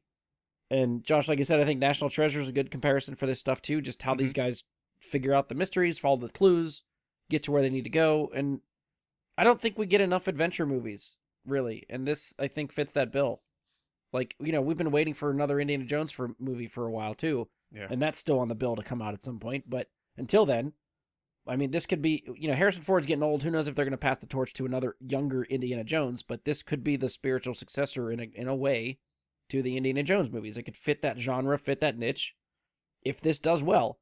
If it doesn't, I don't know how much money Sony's going to keep putting into this franchise. If they're just banking on Tom Holland making another movie for them and just going to put some more money behind it and just go full steam ahead and try to bang out a trilogy, regardless of how the first movie does at the box office, I don't know. But this definitely has franchise potential if this one is good and well received. So we will see. I'm trying to temper my expectations, but at the same time, I'm very, very excited. So it's just kind of like, I need to see it. Let me see it. So Josh, like, yeah, I don't know if you have anything to add coming sort of like from the outside looking in, but No, not really anything else. Like I said, I kind of got the premise of it a few years ago, and the only thing about it, and it's not just this film, Tom Holland to me, I know he's still relatively young. He looks he's so passably younger than he is. Yeah. Mm-hmm. It's a little hard for me to yet take him as like a serious adult, and so the context of this, I don't know if I'll yet be able to see past him as like the 18 or 19-year-old enthusiastic sidekick. I don't know if I can see him as, his age yet. I think that's the hurdle I'm trying to get over as well. Yeah. And as I have no basis for the character other than, Fillion's illustration of it, but since I don't really have anything to go on, it doesn't really matter. Like, that doesn't have to be the thing that sticks with me. It's just the general context of this whatsoever. It's going to be hard to feel again like he's, not just the kid who's there. And maybe part of the other thing, like I'm looking at the images right now, like if Mark Wahlberg was aging more horribly, that might help. Wahlberg still looks really good for his age. So I'm not getting as stark of an age difference as perhaps I'm supposed to. I don't know. But like I still see, like I can pass Wahlberg in my head as like, well, you're 35. So Holland, you've got to be. I hate that he's 8. probably like 50, and you can be like, he looks better than you, Right? Or us Right. So, at our exactly. So that might not necessarily be helping the optics of it, but that doesn't mean the whole thing won't be enjoyable. I mean, to give you perspective on that, the character you're presented with in the games is more like a Fillion or Wahlberg, Mm-hmm. or what they look to be, at least, in their early 40s, late 30s, early 40s. And the character of Sully is supposed to be a guy that's more like, I'd say, early 60s. Like he's graying a little bit, and he's older, his figure is not what it once was. So seeing this as a younger version of both of them, it might work. We'll have to wait and see. But I mean, the reason Nathan Fillion was such a big choice is he voices the character. Oh, for real? Like in the actual games? I thought he did, didn't he? Or was No, it Nolan North Nolan North did. Okay, voices never mind Nathan then. Drake. Ah, okay. Well, I am reading the synopsis says I that get this is confused supposed to be a prequel to those other known stories. So at least contextually, based on what you guys are telling me, I guess this makes sense then. Which makes sense if they're. I mean, this is the telltale sign they want a franchise out of this. That's why you cast young, Right, so these right. people can grow into the roles over 10 years worth of movies. Mm-hmm. And I swear to God, on record, if fucking Mark Wahlberg Sully does not end up with a mustache at the end of this movie, I will riot. Yeah, it's kind of a trademark of the Sully character. All right, so I guess that's it for Uncharted. Good for there. We'll roll back around to Josh for number 4. So I don't know if this will surprise you guys or not. Based on our discussion a little earlier, my number 4 is Doctor Strange in the Multiverse of Madness. I kind of went a little bit of a contrasting direction from you guys. There was something about the way that Spider-Man left off and where some of like the quick imagery that I saw in the story. I don't know. I think because unlike Thor, I do have the smallest bit to go on, and that smallest bit was very recent. Granted, so there might be some bias there, but I don't really have any clue as to what to expect. I have the most broad idea, like, oh, they're dealing with the multiverse. That's it. Like, that's as high level as it goes. So, knowing, like, Mordo is back, he looked really cool in those flash images you see in the trailer. Yeah. Did I mention Rachel McAdams before? Because she's back. Knowing, like, Wanda, again, like, all those elements in here, I'm just really curious. And I think it's also coming sooner than the others. Like, it's the next chapter. It's the next thing. We don't even know when the next Disney Plus show is coming. They've given us no release dates, and I'd be shocked if there wasn't something between now and May. I mean, maybe for their story beats, because there was like that shuffling of timelines in the last 2 years. Maybe they need to catch up, and maybe they don't want to put anything out before then or not. I don't know. But, yep, that's where it's number 4. All right, I'll move on since we already talked about that one. So we'll go to Mike's number 4. Also already talked about Jurassic World Dominion at number 4 for me. All right. Not really much more to say about it. Yeah, I I think want we're to see it a lot. starting to get to the point where like all the movies in our list are starting to get talked about already. A little bit. And I think we're all cycling up to possibly the same number 1, which is always fun. I realize I need to make a correction on a comment I made about Scream. It does not take place in Westboro. That is a very different place in the real world that nobody needs to go to. It takes place in Woodsboro. I didn't even notice the mistake. I said it quickly, and I feel like if I didn't do that, I'd have to hand in my my horror card. So putting it on record. Fair enough. So if we move on to my number 4 was already talked about as well. That's Lightyear. So there's a lot higher on my list. I'm excited for that one. So Josh, we're coming back around to you for number 3. All right. So I made a comment to Mike earlier that one of his, I think Mike is either one of yours or maybe we're talking about it in the context of Top Gun, about like the 2020 movies coming back around finally. And I said it's coming later, and it's up there. My number 3, which appeared, let's see, anticipated for 2020, made my honorable mentions. But it is now sitting this high for the upcoming year. It is Death on the Nile. Mm.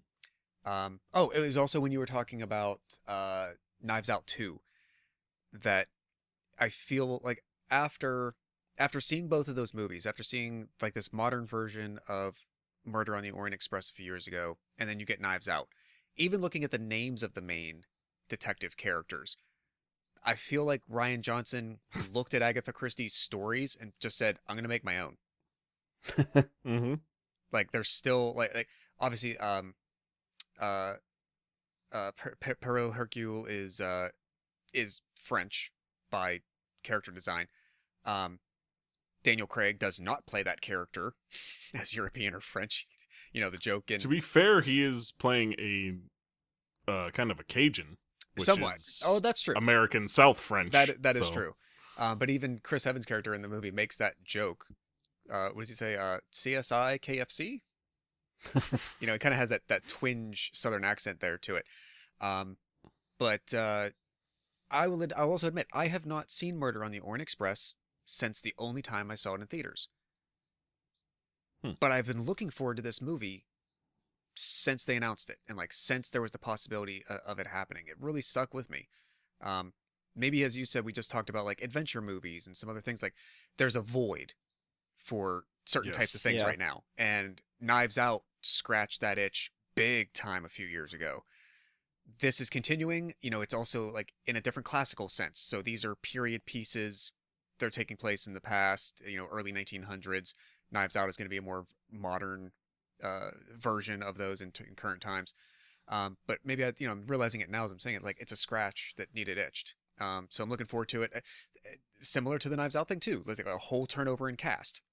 You get like a big bombastic, like A-list ensemble cast throughout this again. Kenneth Branagh is starring and directing this follow-up as well, just like he did Orient Express. We were supposed to get this pretty soon. This was definitely one of the earlier COVID victims of cinema delay. It's actually sad because we might have shared this when like a new release date was... Yeah, I think we did. When a new release date was announced, this was supposed to be out in 2019. And then they had production delays, which pushed it to 2020. And then COVID hit, so they couldn't finish the movie. Then it couldn't get released. Then delay. So it's like over 2 years past when they initially thought it would be out. So as of now, February 11th, that'll be when we get it. I don't know if that'll be a weird like murder mystery kind of date night for Valentine's kind of weekend around that time or not. But you know, if that I feel like if we get Deadpool on Valentine's Day, right. like everything's fair game. Yeah, that is true. So you know, if that's your poison, no, yeah, that hopefully you're ready for it. I think this looks fantastic. Yeah, this was. Yeah, I mean, go ahead, Mike. I was gonna say for me, it's a movie that I was kind of like, is this or Knives Out 2 gonna make my list? Mm. And it was like, I'm excited for both of them. Which one am I more excited for? And it fell to Knives Out 2. And for me, that just came down to the cast for Knives Out 2 was more interesting to me than the cast for this. But really looking forward to this nonetheless. The first one was fantastic. I actually just feel like the first one had, again, a more interesting cast to me. You know, with Daisy Ridley and Josh Gad and Johnny Depp, and I mean, just so on down the line. You had a stronger cast in the first movie than what you have here.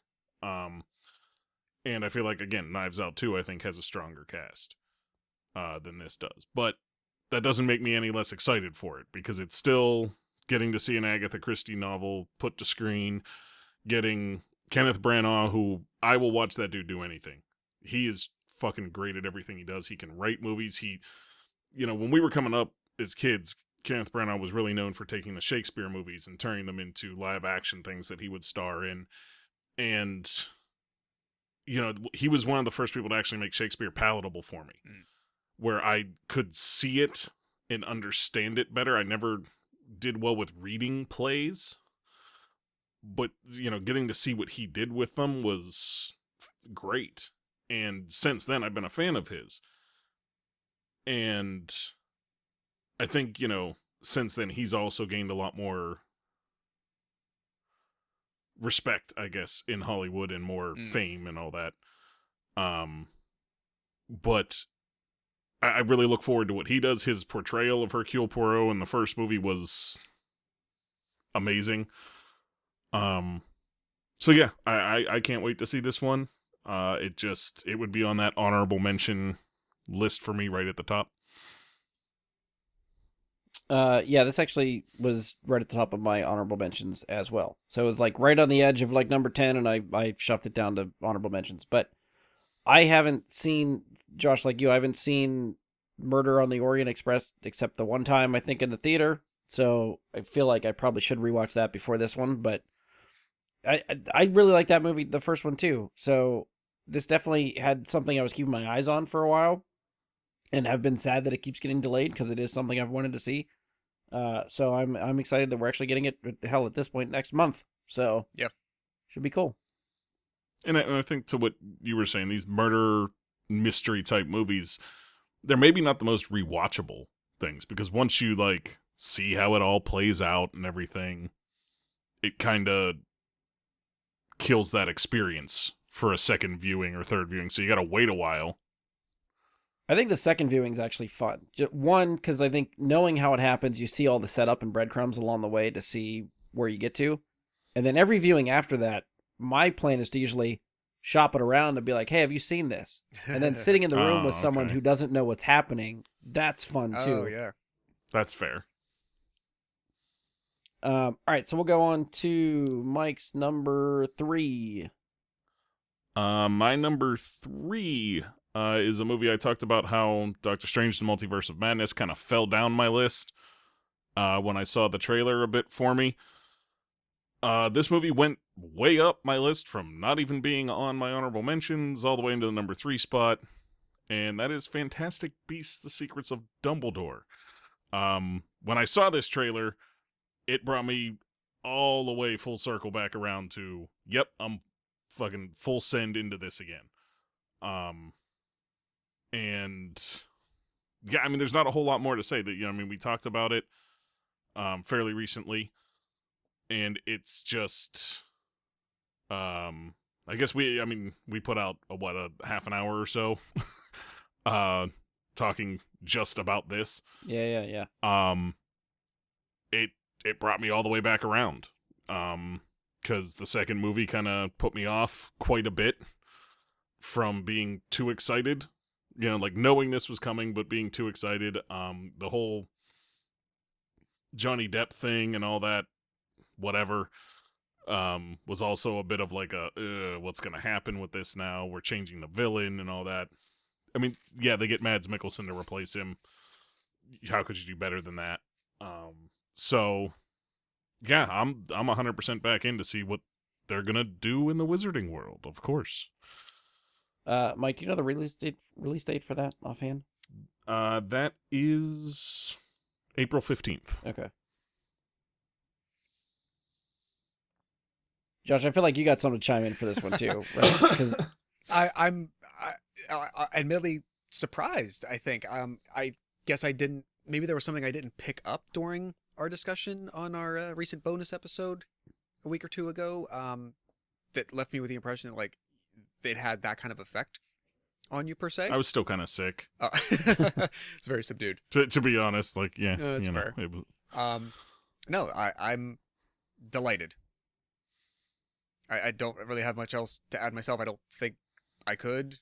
Yeah, that's I awesome. assume this is higher on your list or somewhere on your list. Brian, it's your turn next. Yeah, I'm excited for this too. I mean, this movie did not make my list. I'll throw it in there for all honorable mentions because it's one that I will see and I'm looking forward to. But I'm not in the Harry Potter wheelhouse that these guys are, so it's not higher on my list as probably compared to them. And I guess if we're going to move on, I will go to my number 3. My number 3 is Mission Impossible 7. It's weird for a franchise that has continued longer than I thought it would, with an actor longer than I thought it would, for getting as old as he is. Fucking Tom Cruise fucking knows how to make movies. He's a weird fucking dude, but he makes some damn good movies. And, you know, some of the Mission Impossibles, I feel like the first 3 all try to do something different. And then, you know, you like some of them or don't like 2, I still think is probably one of my least favorites, definitely out of the franchise. 4 and 5 started ramping up to a way where they started building into some of the lore and like really leaning into the stunts and stuff that happens. And I think 6 is probably one of my favorite action movies. Like, it's just so good. And the fact that they're supposed to do 7 and 8 back to back, some of the stunts that you hear Tom Cruise is trying to do or what they're planning to do just sounds fucking insane. They're bringing back some other characters. I think the one guy that played Kittredge, I can't remember his name, in the first movie is coming back for one of these. Haley Atwell is supposed to be in some of these movies. I don't remember some of the other cast that they added. I'm trying to think of Christopher McQuarrie is directing. He directed Rogue Nation, I think. So he did Rogue Nation, Fallout, and then he's going to do 7 and 8. And the Mission Impossible franchise, Tom Cruise was always switching directors out. Up until 1, 2, 3, 4, 5, it was a different director for every one of those movies. They hit a formula that works, and they apparently really like working together, and they have done 5, 6, and now 7 and 8 together. So I think they know how to make these movies. I think they're enjoyable as hell to watch. They're really great theater movies because just the action spectacle of all the action sequences that they do is really fun to see in theater. I am pumped for this. I was hoping this was going to be last year. It got delayed again. I don't remember if we got a date for 8 yet. I feel like they might have said that, but I don't remember offhand. Either way, 8 will probably make my anticipated for 2023 if it pushes to next year. So you can look forward to that. I saw the only information I could find on this was that the current release date is like the end of September. Is that yes? September 30th, 2022 is what I saw. Again, maybe like the hose is no longer pinched, so things are crowded. I feel like that's such a strange release slot for a Mission Impossible. I think it was supposed to be in May or summer-ish, and then they put Top Gun Maverick there, and they pushed Mission Impossible out. Okay, I guess, yeah. They didn't want to overload May and have May explode with too much Tom Cruise, so they pushed Mission Impossible to the fall. Really, I feel like Mission Impossible is one of those movies, it doesn't matter when it releases, it's going to make money. Yeah. Yeah, you're probably right, yeah. So, I get this doesn't make my list, but it's one I'll definitely be in the theater to see. And I guess my only comment on it is, are we convinced yet that Tom Cruise is just Johnny Blaze, tempting the devil to kill him with all the stunts and like, well, eventually he believes he's invincible and he can't die, so he's just like, fuck it, I'm gonna do stunts. I'm just gonna do these because I can't die anyways, so I might as well just fucking do this shit. Yeah. He's supposed to go to space next, right? Isn't that something that's happening? I've heard that. Like And I've heard this one. He literally jumps out of a plane without a parachute or some shit. Like there's like a stunt like that, and it's like this is just like I said. He's just tempting fate and saying like, well, let's find out if I'm actually invincible. I can't imagine what the insurance claims and like stuff for these productions to are. insure him on it, yeah, right. I mean, he's an executive producer, so Which is the only reason any of this stuff flies, is because he's Yeah. producing the movie, so he puts himself in these situations. But if it was anybody else, fuck no. well, no, but Yeah, they wouldn't even let the stuntmen do the shit that he does. I think that's a Like, big oh part yeah, of we it. want to actually fly the helicopter and not crash it, but make it spin. Like, no. Yeah, the motherfucker learned how to fly a helicopter for Mission Impossible 6. Like, what the hell else does he need to do? Yeah, like it's ridiculous, but it's like I said, he's tempting fate in my opinion. He's like, I can keep making these movies and paying people to put me on these ridiculous stunts, and he doesn't like the movie still comes out good, but he's mostly like, I just really want to see if I can die. It's like, how Adam Sandler makes movies based on where he wants to vacation. Yeah. Tom Cruise is, I'm making movies based on what kind of crazy shit I want to put myself into. So Yeah. both of them have figured out a formula for an insanely lavish livelihood that we both criticize and envy at the same time. I mean, if I I had don't to envy choose, Tom I'm Cruise's. doing Adam Sandler roles. I'm taking all the vacation spots. Yeah, I don't envy the person that does the Tom Cruise stunts. Yeah. Like I don't want to do that. Mhm. Like, it's cool to watch. I don't want to be that guy. Yeah. Nah, pass. I admittedly, so this made my honorable mentions, and I think it's mostly I'm looking forward to this immensely. Going back to I think Fallout was 2018. Fallout was like my surprise loved movie of 2018. It was like number one or not one. I think it was like 2 or 3 on my top 10 that year. And I don't think it like appeared on my list, my anticipation list whatsoever. But the reason this one didn't is because I just didn't have anything to go on. Like, I'm sure it'll be fun and great, but I think sort of like Mike said with some of his entries, like if you had just anything at all to kind of go on, footage, teaser, something like that, just to see where they might be going, what it might look like, etc. It definitely, it probably would have made the 10 no matter what, even if it was very low. But yeah, I'm looking forward to this. Yeah, Josh, you are right. Your favorites for 2018, Mission Impossible Fallout was number 2. The only movie that beat it that year was Infinity War. Yeah, that was a high hurdle to get over. All right, anything else for Mission Impossible? Nope. All right, Josh, you're number 2. Probably not surprising, but maybe slightly surprising that it is 2 and not 1. Fantastic Beasts: The Secrets of Dumbledore. Oh, Yep, So we all do have the same number 1 then. it's looking like there might be a high chance. I'm quite surprised by that. Yeah, I mean, again, don't need to rehash all the stuff we just talked about from the trailer discussion. I really did sit in front of this last night for a while. It took me a little bit to really work out most of the 10, but I wanted to make sure. I'm like, am I just doing this? Am I so subconsciously ingrained? Like, it's a Harry Potter movie, so of course it has to be very high. I love it. I love all Harry because I love Harry. It just, But I really thought about it. I'm like, I've been waiting for this next chapter. It's coming up soon. Like, if it was later in the year and I knew I had till like November to wait for it, I don't know, like the anticipation that I know is there, but like, it's so close. It's like 3 months away. So all that combined, I'm happy to have it back. I'm happy to be at a point where we can do this all again on such a regular basis, hopefully, and it doesn't really get derailed. And so I'm it's sort of like Mike said, I got my ticket for the Express. My trunk is packed. I am so ready to go back. All right. Yeah, well, we already talked about it, so we'll move on to Mike's number 2. Thor: Love and Thunder. Oh yeah, I kind of forgot that so- you didn't talk about that one yet. Yeah, that's my number 2, and already kind of said everything about it. So Fair enough. My number 2, we did already talk about, is Across the Spider-Verse Part 1. So just for as much as I loved the first one, I am going in full bore, very much excited for this one. I'm excited to see where they go. Even though it's probably not going to continue like we talked about being part 1, I'm invested. I'm here for it. Give me all of the Spider-Man stuff. So I think that pretty much narrows down what our number 1s are going to be, and I feel like we all have the same across the board.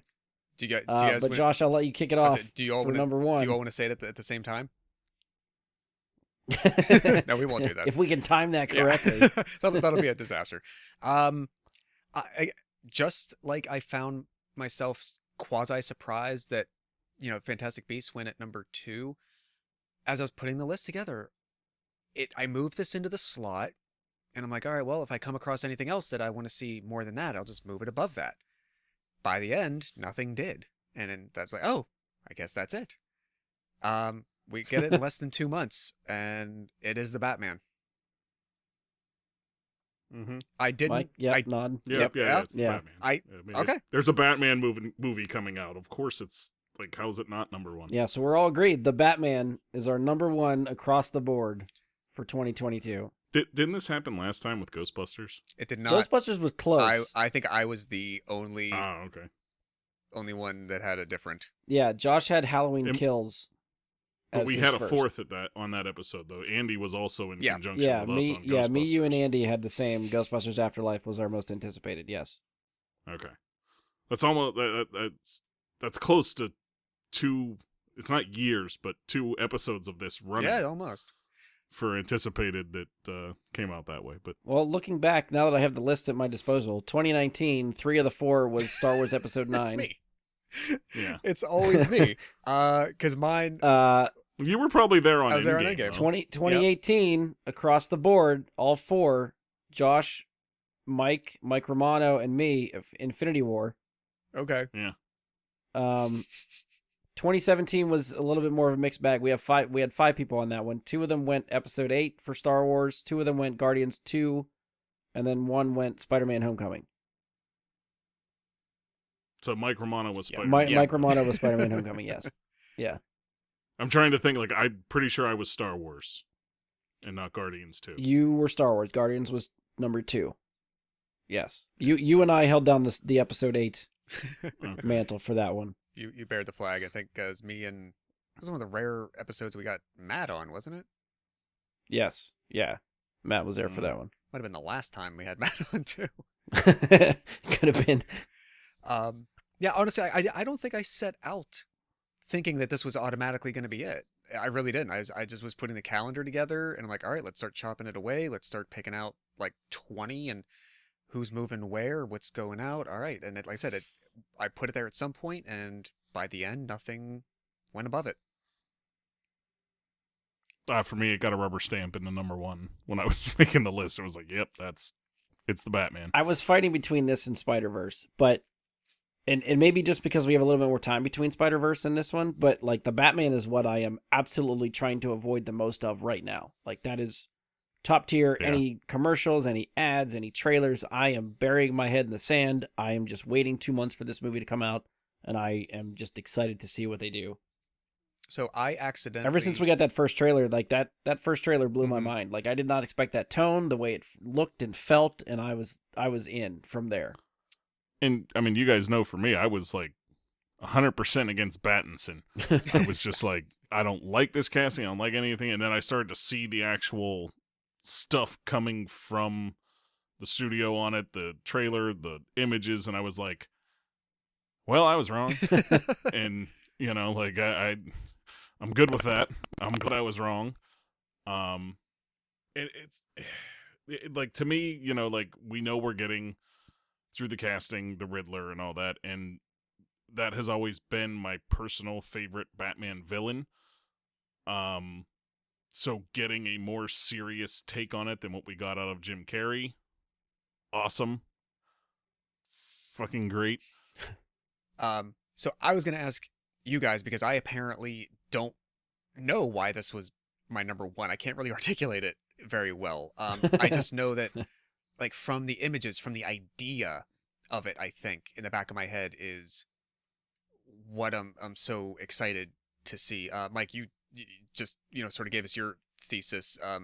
Like what else is there? Like I think I almost need to be told, like, I need someone to help me mine it out of the back of my head. I mean, for me, a lot of it has to do with, I guess we started getting the more serious takes and more literal takes on the Batman character that worked better with Christopher Nolan. And since that trilogy ended, we have not gotten a Batman movie. We got Superman versus Batman, or Batman versus Superman. I guess it was BVS, but whatever. But that really wasn't a Batman movie. And in this case, we're getting a solo Batman film, again, from somebody taking it in a more serious and dark tone. And I'm excited to see where the next step for the character in film is going to be. And it looks good from what we've seen. So being, I guess, Batman is that character that I don't think there's anybody that doesn't like Batman. But, like me personally, like, it's always been still probably my most read comic is Batman through the years, like more than any other comic book character.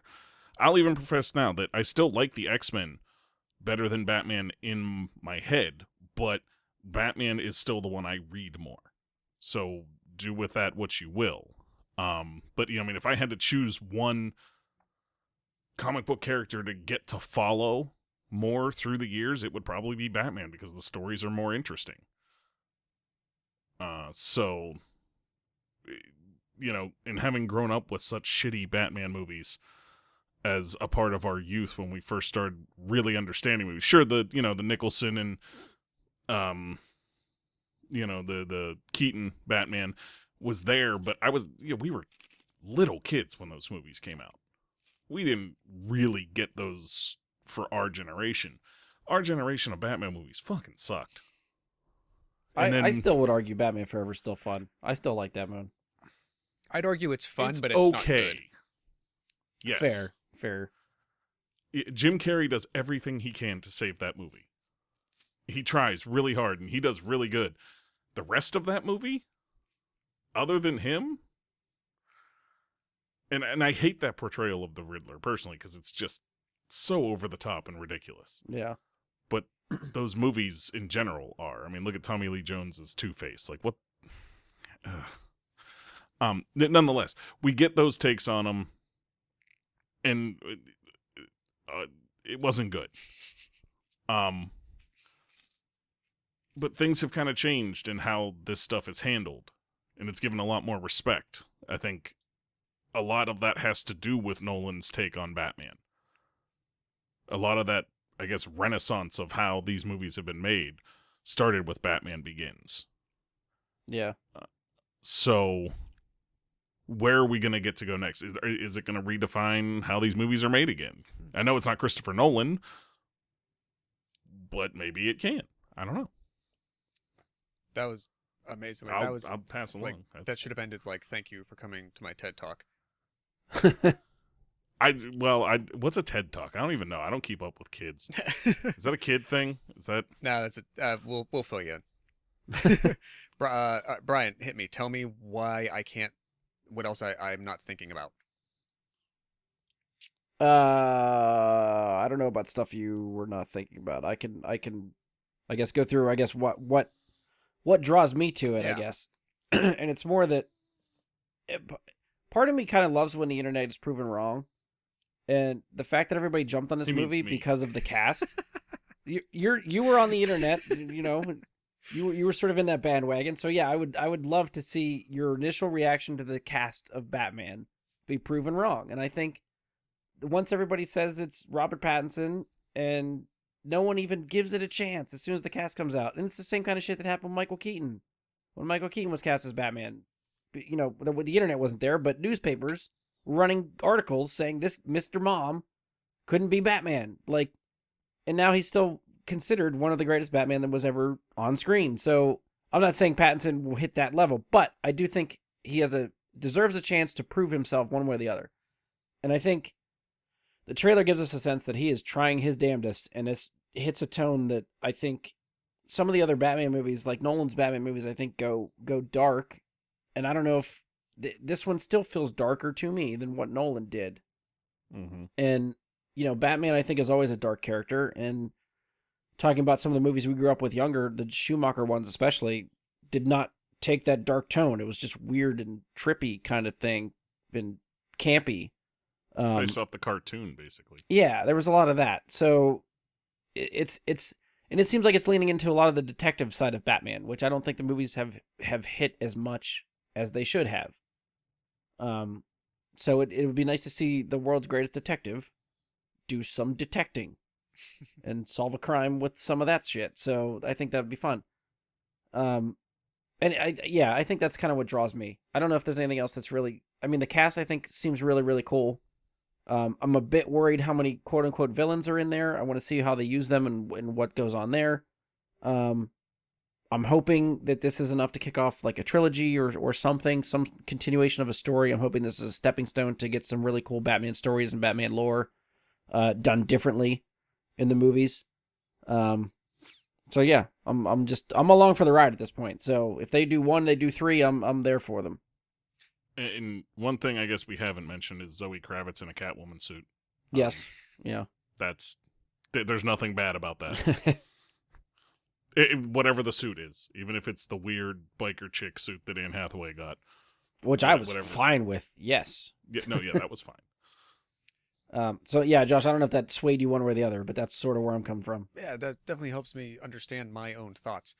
To your point that you said, it could be villain heavy and, maybe it'll get some spin-outs. There's already been some like announced and confirmed spin-off projects directly from this.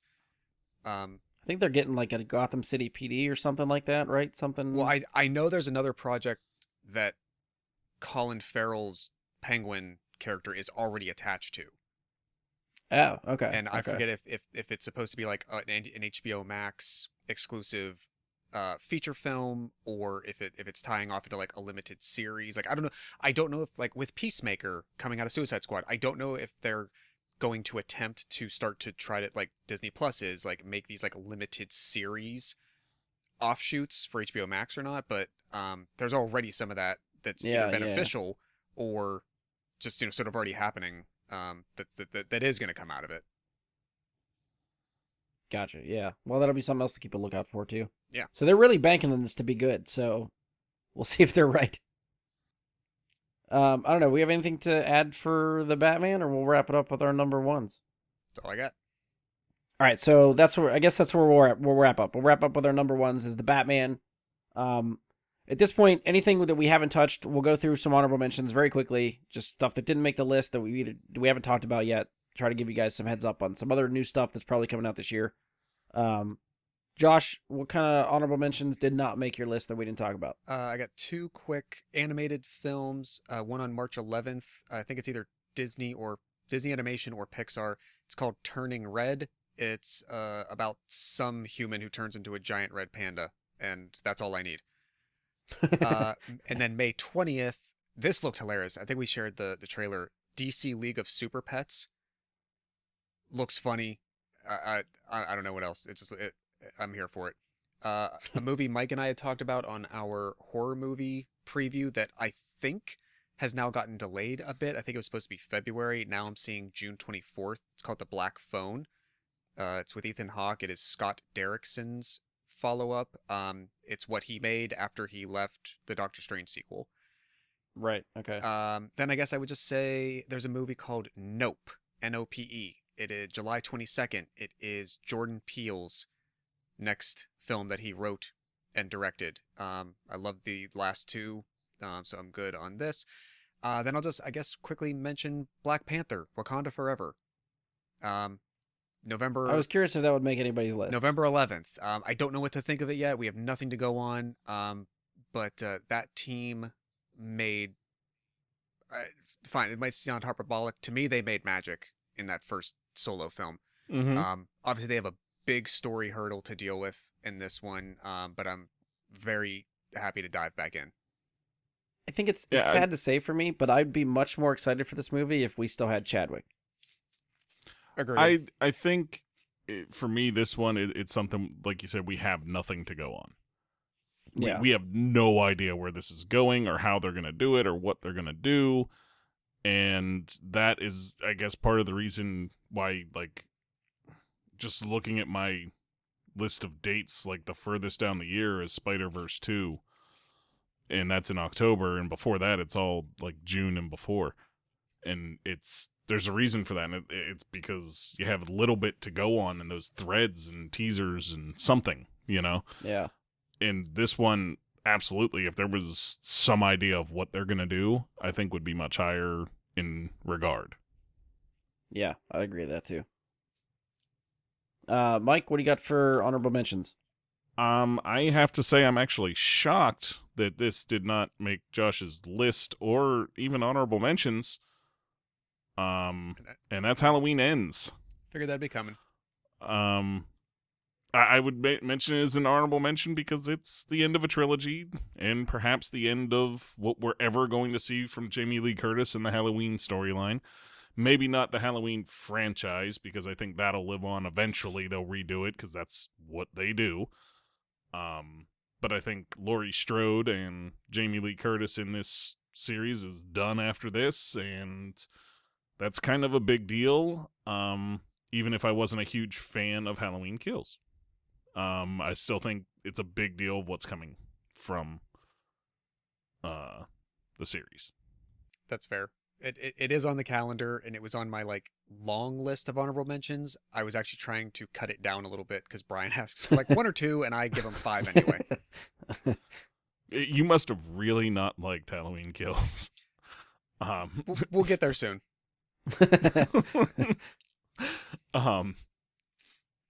But yeah, that was it for me. I had Black Panther and I added Halloween Ends because I expected Josh to mention it, so I didn't even bother writing it down. But when he didn't, I mentioned it for him. All right, I'll put Black Panther in your honorable mentions also then, since you mentioned it. I did mention it. That's Yes. true. Yeah. That's how mentions work. I have kind of just two. One is another one that I'm kind of hoping just DC does something with. Black Adam. That is finally supposed to come out in July of 2022, July 29th. So this is the one that The Rock has been promoting and talking about for years, and they've been saving this role for him and all that stuff. So I'm curious how this movie plays out. We got very quick little clip, I guess, from I think DC Fandom when that was over the summer or the fall, whenever DC Fandom was. I can't remember. Still no trailer, so I'll still give myself a trailer when the trailer comes out, but it's still just potential. Like, we're just working on, hopefully this is good, and let's see how it goes. I mean, The Rock does some pretty decent movies, so let's see where it goes. The only other one... Oh, sorry, go ahead. I was just going to say, I feel like for Black Adam, it's like a situation of like almost blue balls for the role. Like it's been talked about and thrown around for so long that I'm just kind of like, man, I'd have been a lot more excited for this had they done something with it sooner. Yes. Yeah. It'd be great to see him face off against Superman, but we don't know what Superman that's going to be or if Cavill's coming back or what. So, like, it's very unsure what to get excited about right now, other than The Rock is showing up as a super villain-y superhero, you know. Super villain. Who knows? It's his first take on a superhero, too. Like a super... Yeah. Like it's... That's kind of cool. And it's one that everybody wanted to see him as, which is kind of cool. But it's like... It does come with, like, just feels like 5 years too late. So, yeah. We'll see how it goes. The only other one I'll bring up, and I don't know when this movie is coming out. It was supposed to come out, June 17th was original release date. June 17th, 2022. But I don't know what's going to happen because they lost one of their castmates. But this is a movie called Oh Hell No.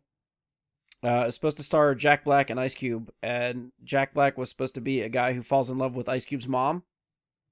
Like, I feel like this has the potential to be like Tag, like it's a comedy. Okay.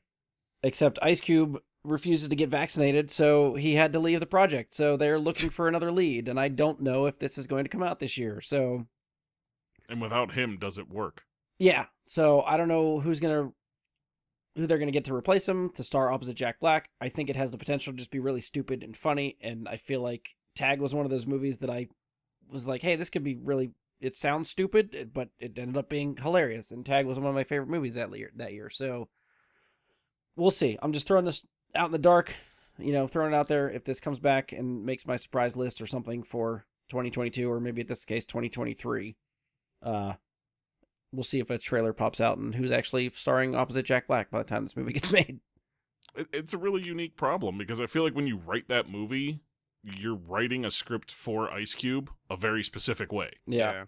Like, you're writing him as him, the character he plays in every movie, which is still fun and funny, but you're writing for that character that he plays. Yeah. And nobody else really does what he does, so you got to get somebody new and then write the character around that person. I don't know. That sounds like that could Yeah, it was like I saw go really right or really wrong. I saw the title of the movie and I was like, what is this movie? And then I read the premise. I was like, that sounds fun. And then like as I put it on my list for the honorable mentions just to bring it up, I just happened to look at it the other day and saw that Ice Cube left recently due to the vaccination status and all that crap. I was like, you fucking stupid idiot, whatever. Anyway, so that concludes our most anticipated list for 2022. Feel free to give us your top 10 whenever we post the episode. Comment below, let us know what you think of our lists. Give us your list, and we can compare notes. Wait, hold up. Okay, stop. I'm stopping the episode. This is my fault. I made a point at the beginning of the episode to talk about how I forget to refresh the lists at the end. So anybody listening probably forgets what we talked about at the top of the show. So this is the beauty of post-production. I can put the shit in that I forgot to put in the first place. So here we go. I will try to quickly get through this list. I know we're already pushing like 3 hours for this episode, so I apologize. I will get through this as quickly as possible. I'm going to refresh everybody's top 10s and the dates that the movies are coming out to give you one last look at our list if you are an audio listener. So here we go. Josh's list. Number 10, The Unbearable Weight of Massive Talent, comes out April 22nd. Number 9, Jackass Forever, comes out February 4th. Number 8, Bullet Train, comes out July 15th. Number 7, Lightyear, June 17th. Number 6, Thor Love and Thunder, July 8th. Number 5, Scream 5, January 14th. Number 4, Doctor Strange and the Multiverse of Madness, May 6th. Number 3, Death on the Nile, February 11th. Number 2, Fantastic Beasts and the Secrets of Dumbledore, April 15th. Number 1, The Batman, March 4th. Mike's list. Number 10, Jackass Forever, February 4th. Number 9, Unbearable Weight of Massive Talent, April 22nd. Number 8, Knives Out, comes out sometime 2022. We don't have a definitive date yet. Number 7, Doctor Strange and the Multiverse of Madness, May 6th. Number 6, Across the Spider-Verse Part 1, October 7th. Number 5, Uncharted, which is February 18th. Number 4, Jurassic World Dominion, June 10th. Number 3, Fantastic Beasts and the Secrets of Dumbledore, April 15th. Number 2, Thor Love and Thunder, July 8th. And number 1, of course, was The Batman, March 4th. My list, one more time. Number 10, Sonic the Hedgehog 2, April 8th. Number 9, Top Gun Maverick, May 27th. Number 8, Jurassic World Dominion, June 10th. Number 7, The Flash, November 4th. Number 6, Thor Love and Thunder, July 8th. Number 5, Uncharted, February 18th. Number 4, Lightyear, June 17th. Number 3, Mission Impossible 7, September 30th. Number 2, Across the Spider-Verse Part 1, October 7th. And my number 1, just like everybody else, The Batman, March 4th. I thank you for your time. Back to your regularly scheduled program. So that's it for us. If you've enjoyed the show, please support us. Leave a 5-star rating and review. Give us a share on social media. You can follow or subscribe to the show. We are on Spotify, iTunes, Google, Anchor, Stitcher. Hopefully anywhere you're listening to a podcast, you can find us. Check us out on Facebook. Search Brad Guy and the Super Friends or go to facebook.com/BradGuySuperFriends. You can send us questions, comments, topic suggestions there. Try to email us. You can email us your top 10 list if you want, but I'll never read it. BradGuySuperFriends@gmail.com. Hit us up on Twitter @BGSuperFriends. Again, follow along for all the social media places, Facebook, Twitter. I will post the Twitch link for whenever we get closer to our live show. So if you want to follow ahead of time, I am at Jedi Bry Guy. That's Jedi with an I, Bry with a Y. and that's where we will broadcast our 250th show on Twitch. And I guess that's it for us. So on behalf of Josh, Mike, and myself, thank you for listening to this 3-hour or so podcast, and we will talk to you next time. And welcome back. List show. Boom.